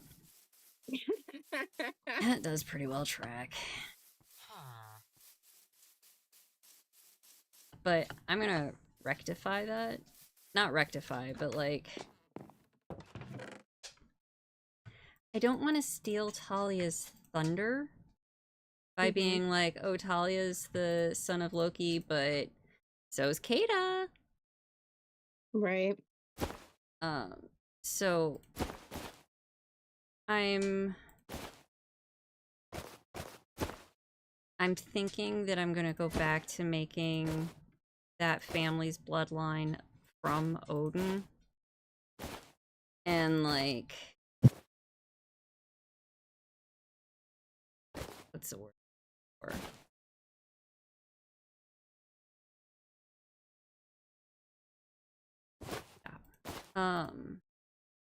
Lean heavily into Odin's trickster side. Okay.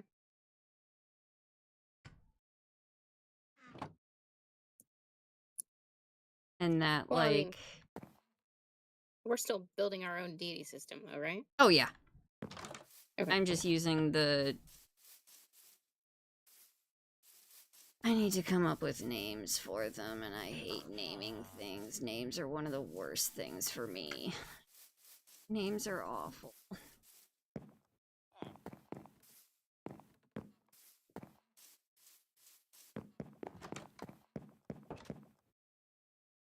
And especially when it becomes like, name a deity, I'm like, I don't know. Be like, I'm English. We have boring names. Right?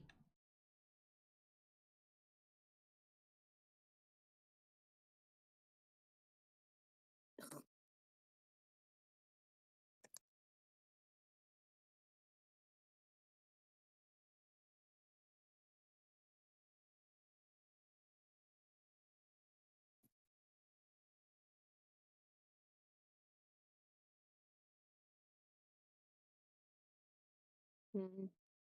Side.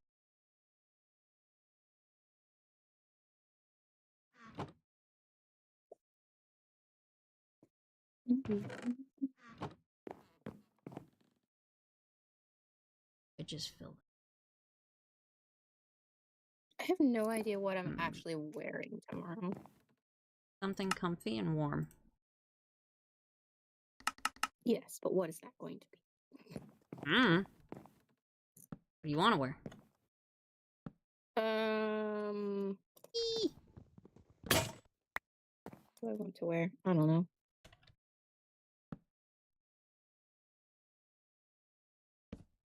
Not jeans. And nothing high-waisted. I am so tired of high-waisted pants. I love high-waisted pants. Don't take them away from me.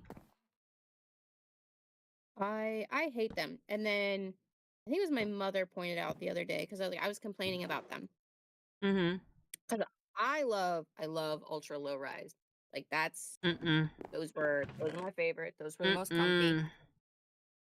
And my mom pointed out that because I have intestinal irritation, high-waisted pants are pushing on my intestinal irritation all day long. Okay, yeah, that's fair. So it's like, yeah, having something like compressing and pushing on an irritated organ all day long is going to be miserable. Yep. Yep. Versus for me, it holds in the,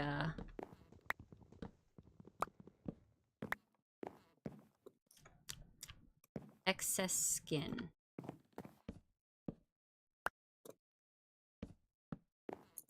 And it makes me shaped like a normal person. Versus the low rise, I have the most horrendously epic muffin top you've ever seen. Yeah, see, even when I was like at my heaviest, the way my body carries the weight, all of that is right in front. Like, I would look pregnant. So the low rise would sit under that and would hide it, whereas high-waisted jeans just like push it out. That's all I notice. When I like put high rises on, all I can notice is my little womb pouch. Yeah. And I feel like the low rise sit under it and just kind of let it exist. But that's just how my body carries weight. Like even when I was at my heaviest, I still had an hourglass shape because all of my weight was in my hips and then it would sit right in front. So if you looked at me head on, I still had an hourglass shape. I still had a distinctly divoted in waist. Mm-hmm. And it was just because that's how my body carried it. And yeah, so then you put something that just goes straight up the front and it's like, oh, this looks horrible. I looked pregnant all the time. Like to the point where I would have people ask me how far along I was. Oof. Yeah. It's like, oh, that always makes one feel good.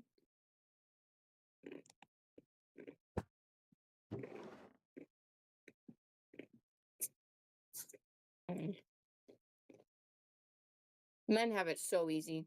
They just have pants.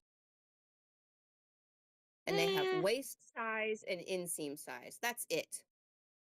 Yes and no. Tony complains about men's pants regularly. Tony has wider hips than the average man. Also fair.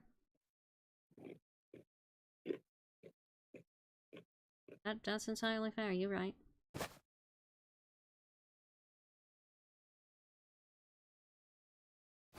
I need my carabiner. Ouch, ouch.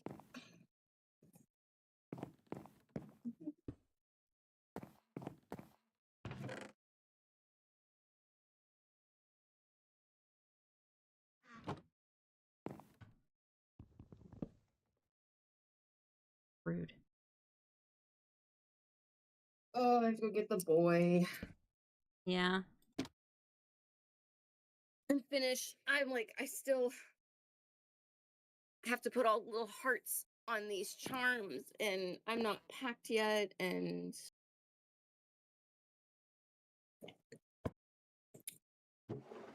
the goal is to at least get 3 hours of sleep tonight. May I'll the take a light odds nap. be in your favor. Oh.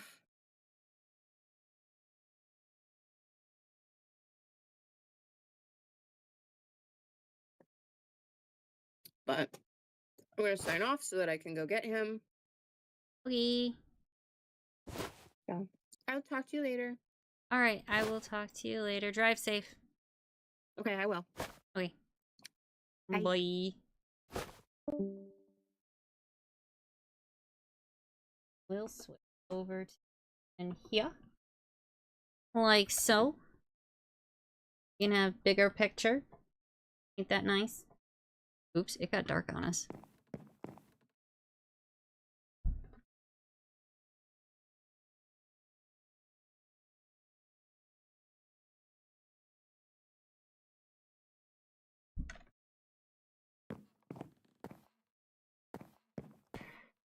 I think that'll make for a cool organization system.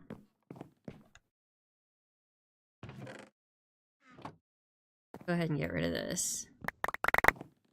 I don't know about y'all, but long live the FUPA. I mean, to an extent, long live the FUPA.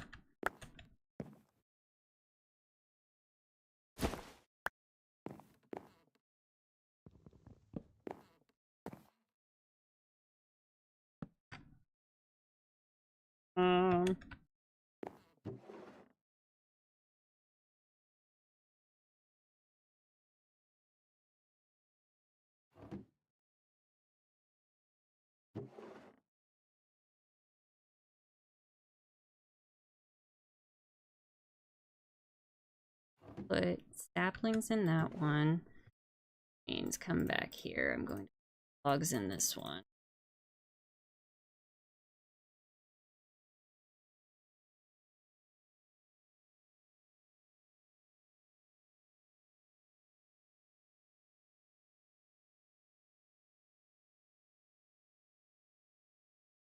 Script log.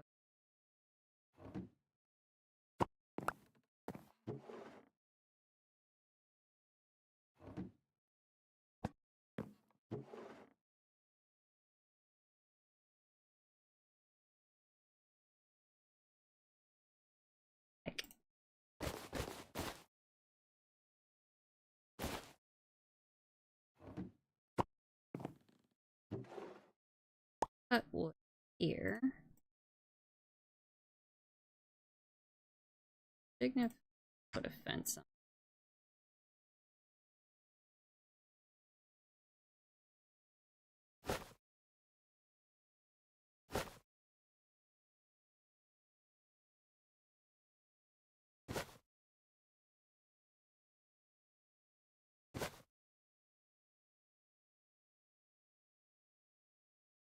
Out of there.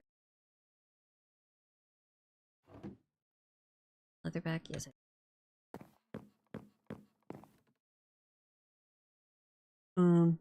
Where are these?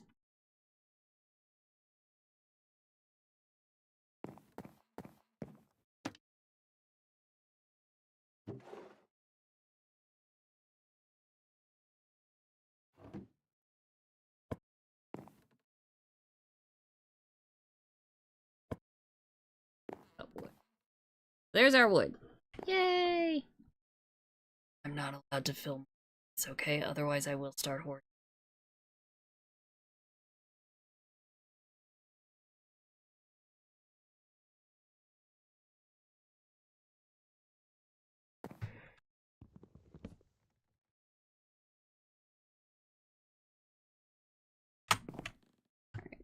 Need food away.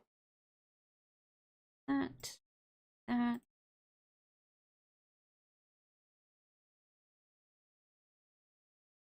That.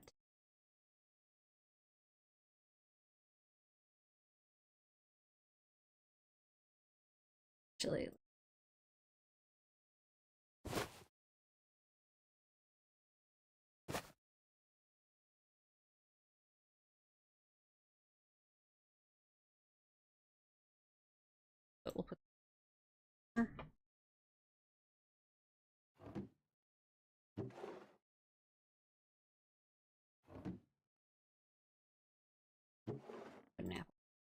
Rather now.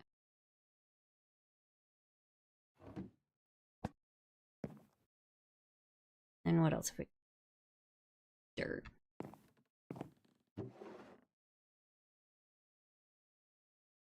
Huh.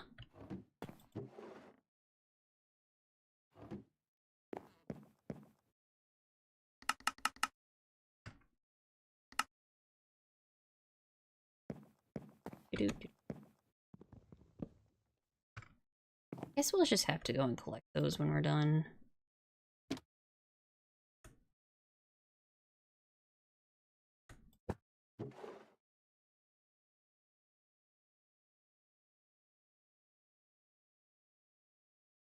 Dirt.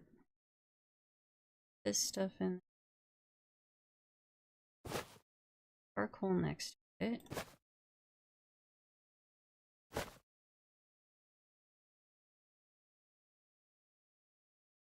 Well, hold on.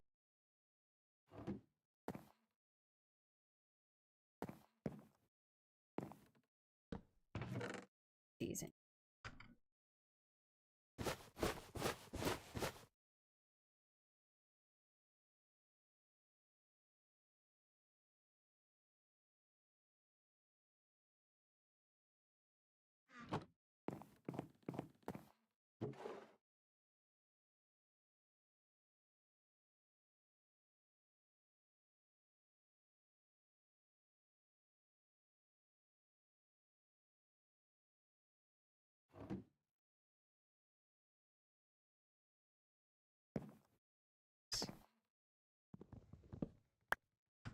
See, that one I caught.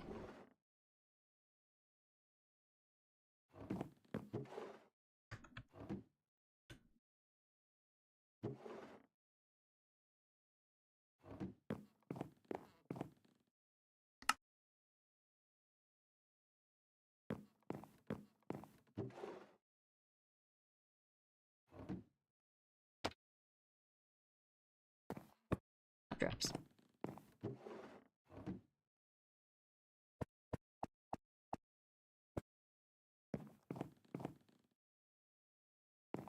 Yeah. I like it. We can go get more stuff out of the old house now. Ooh, and we can harvest the wheat we have.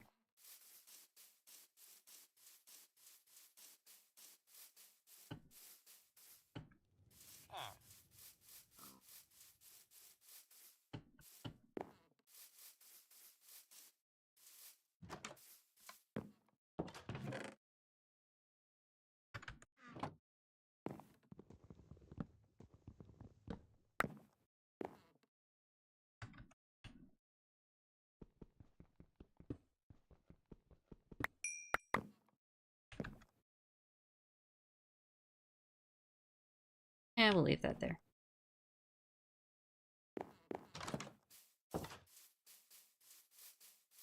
Leave our little outbuild.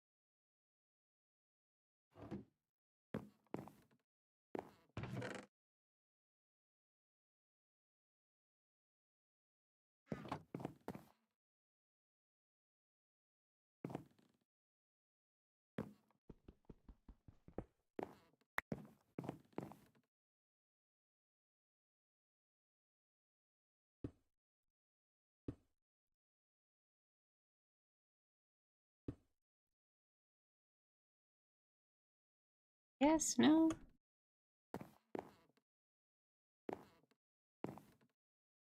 Kinda hate it.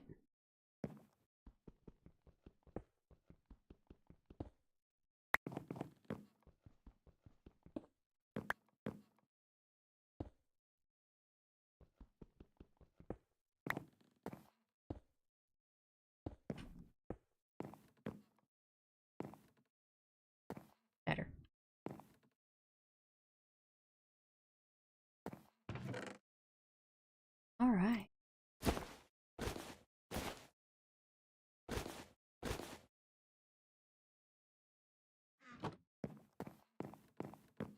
I need to go mining soon.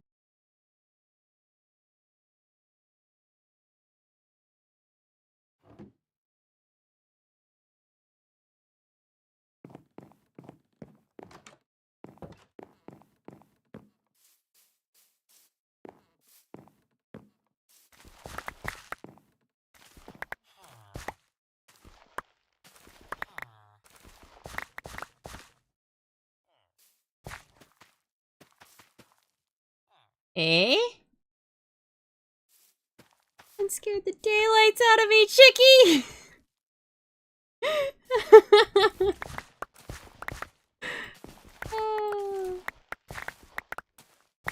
I'm like, what's happening? That probably should be a higher reward. Oh, that came out of nowhere.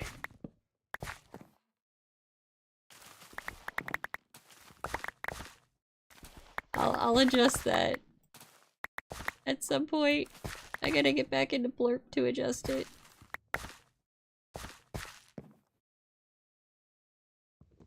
My watch is yelling at me for my heart rate now.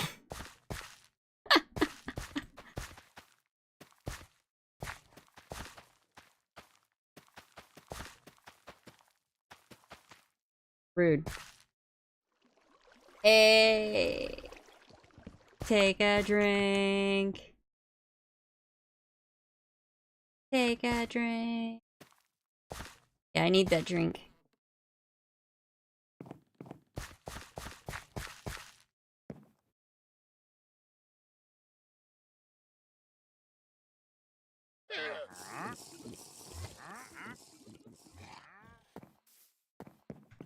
Hey, we got a Wandy.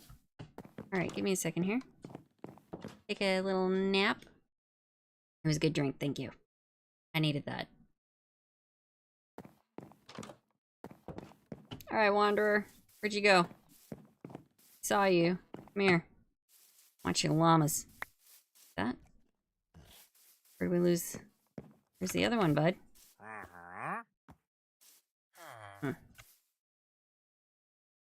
Okay.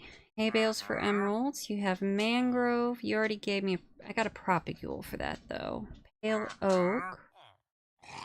Please. Ooh, cactus. Ooh, or firefly. Actually have interesting stuff, good sir. The fermented spider eye. Ingrid Fairbarter. I like that. Hold, please. Oh, no, you don't. Get back here. I'm not done with you. No, come here.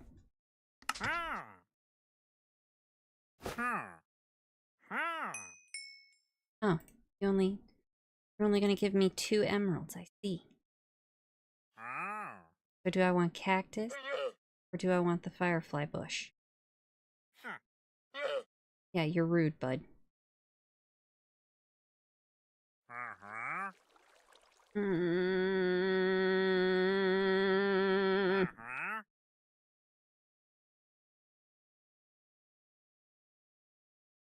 Firefly bush. I can live without green.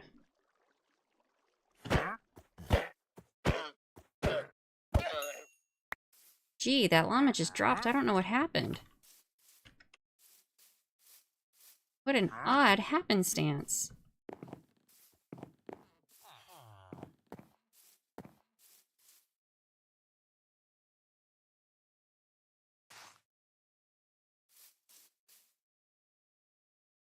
What an odd thing to have happen.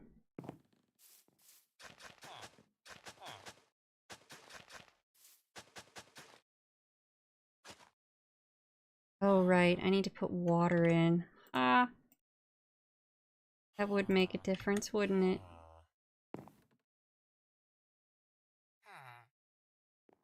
Here. Great. Of that hole.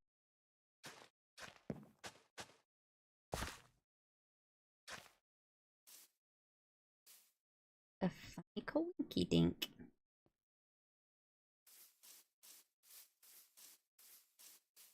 Dink.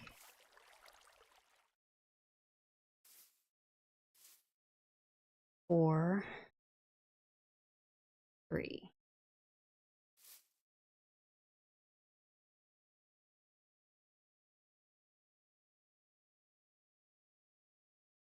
Not what I wanted. All right.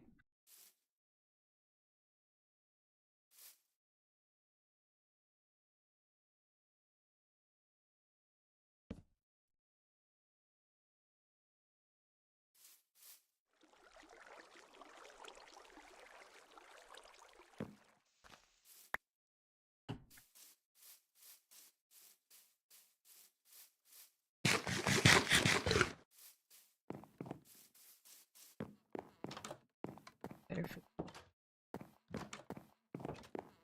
That's what I want. From the wish I have. Nope.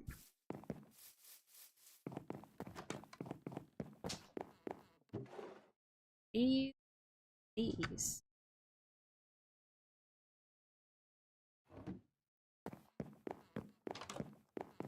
I wouldn't go through so much food if I wasn't sprinting so filthy.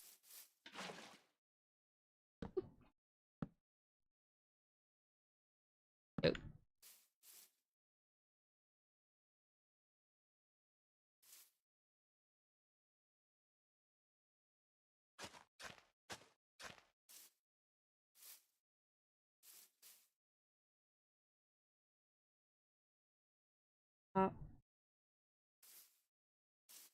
Next.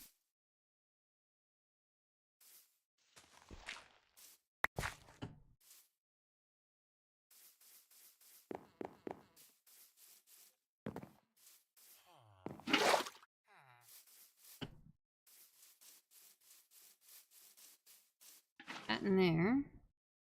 That.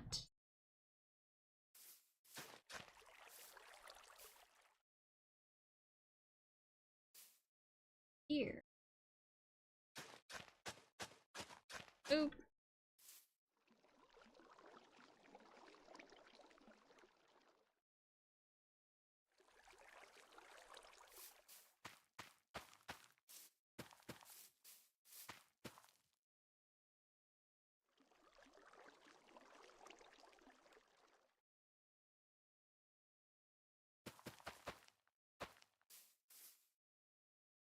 Then we're gonna go.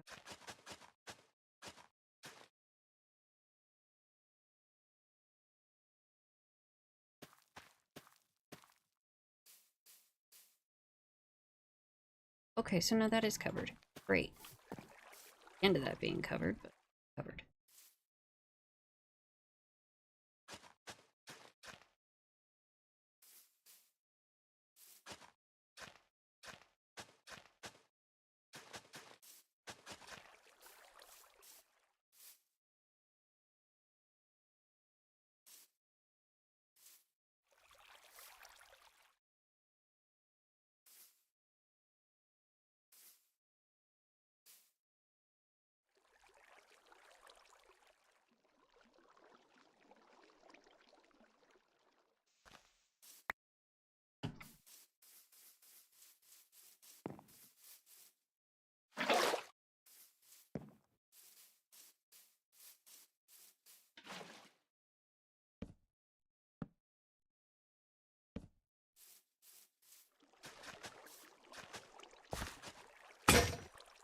Well,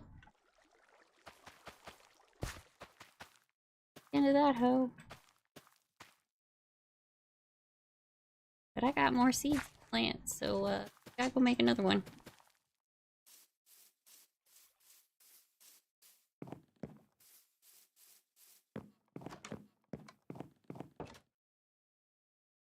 Need sticks.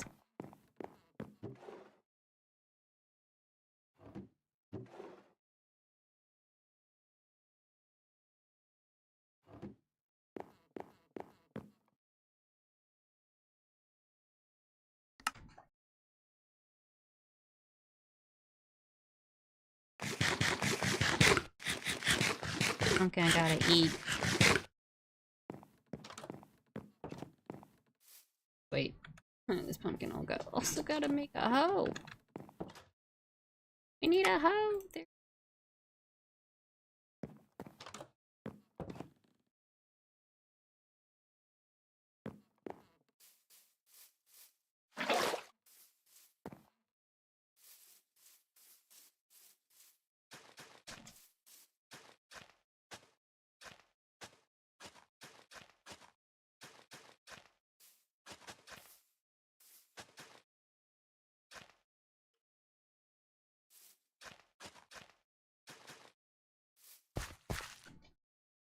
Keeps those two open.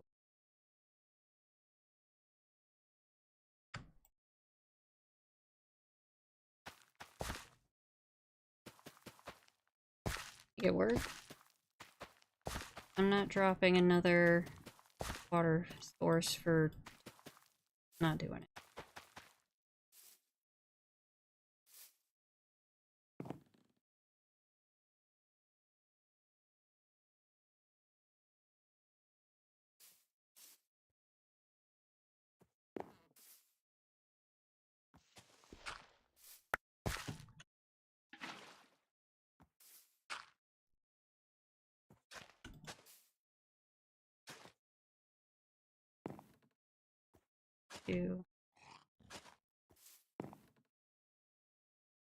Well, I guess I could have got away with going over by one, but I love you.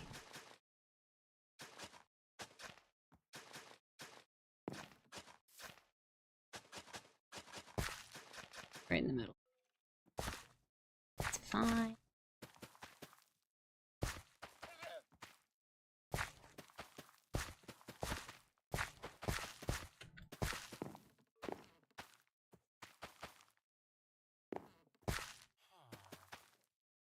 Here we go.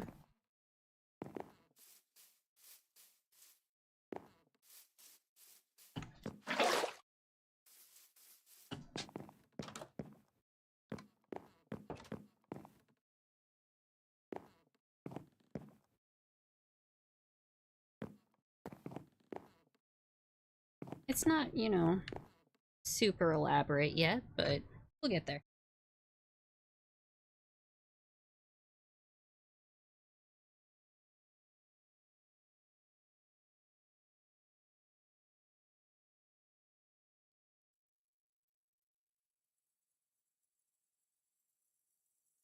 Ooh, you lit a bonfire? That sounds nice. We need to do some bonfires around my place.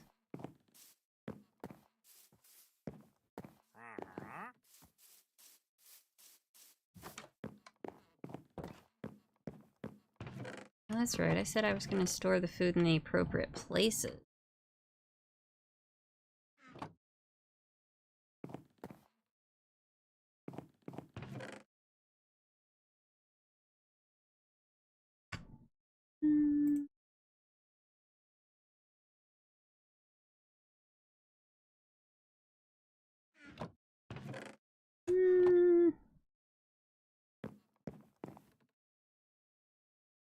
Contemplate it. And I said I was going to put the farmers' beds up here. I decided I am just going to make them all free range.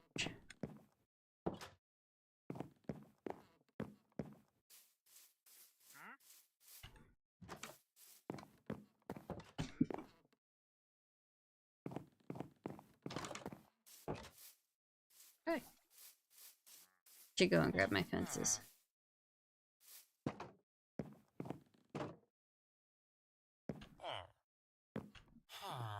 Hi, fellas. Folks.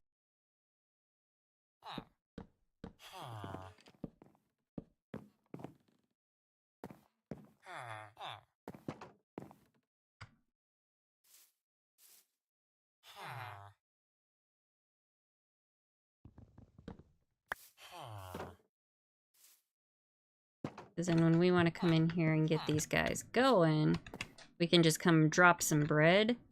Put the extra bed over here. Because then short ones will come this way. Grow up. Yes. We'll make it happen.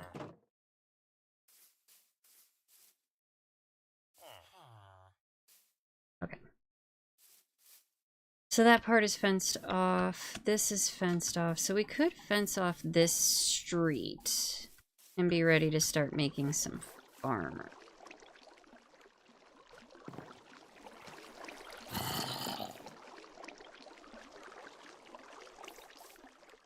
Are zombies underground? I can hear them.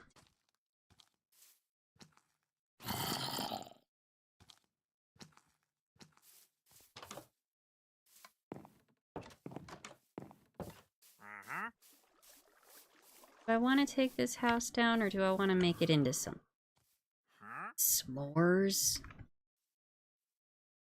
S'mores.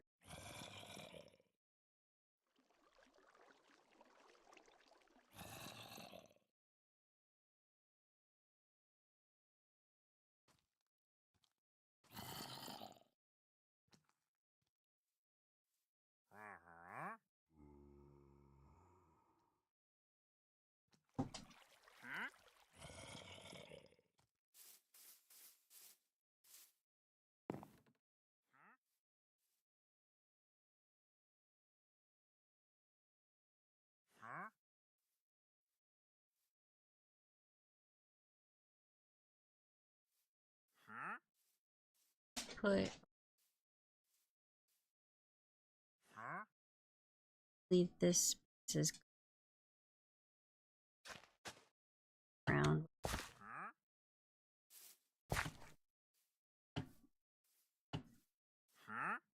Hello?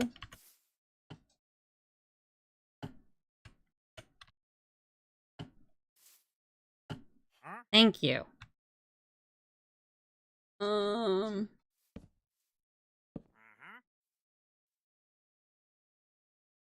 I don't know, man. I don't know what I want to do next.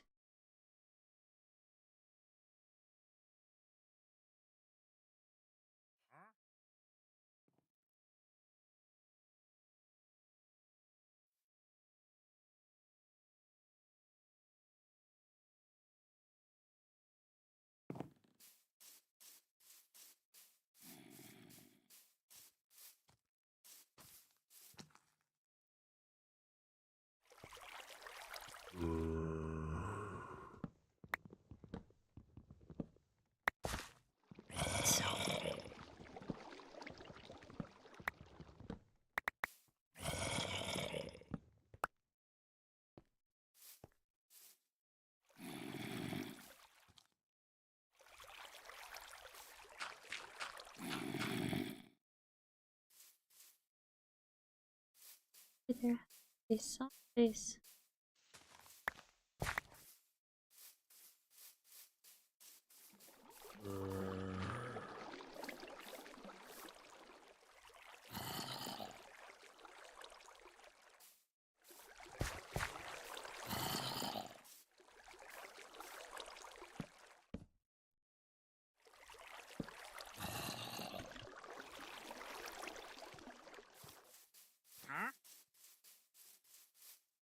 Oh, I needed to go get better food. That was the other thing I had to do.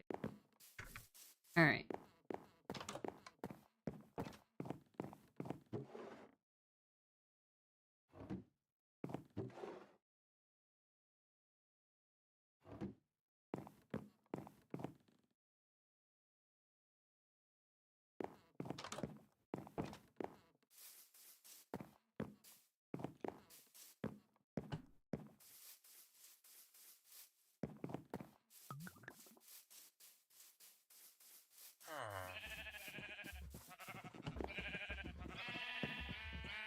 In the process of moving things, wasn't it?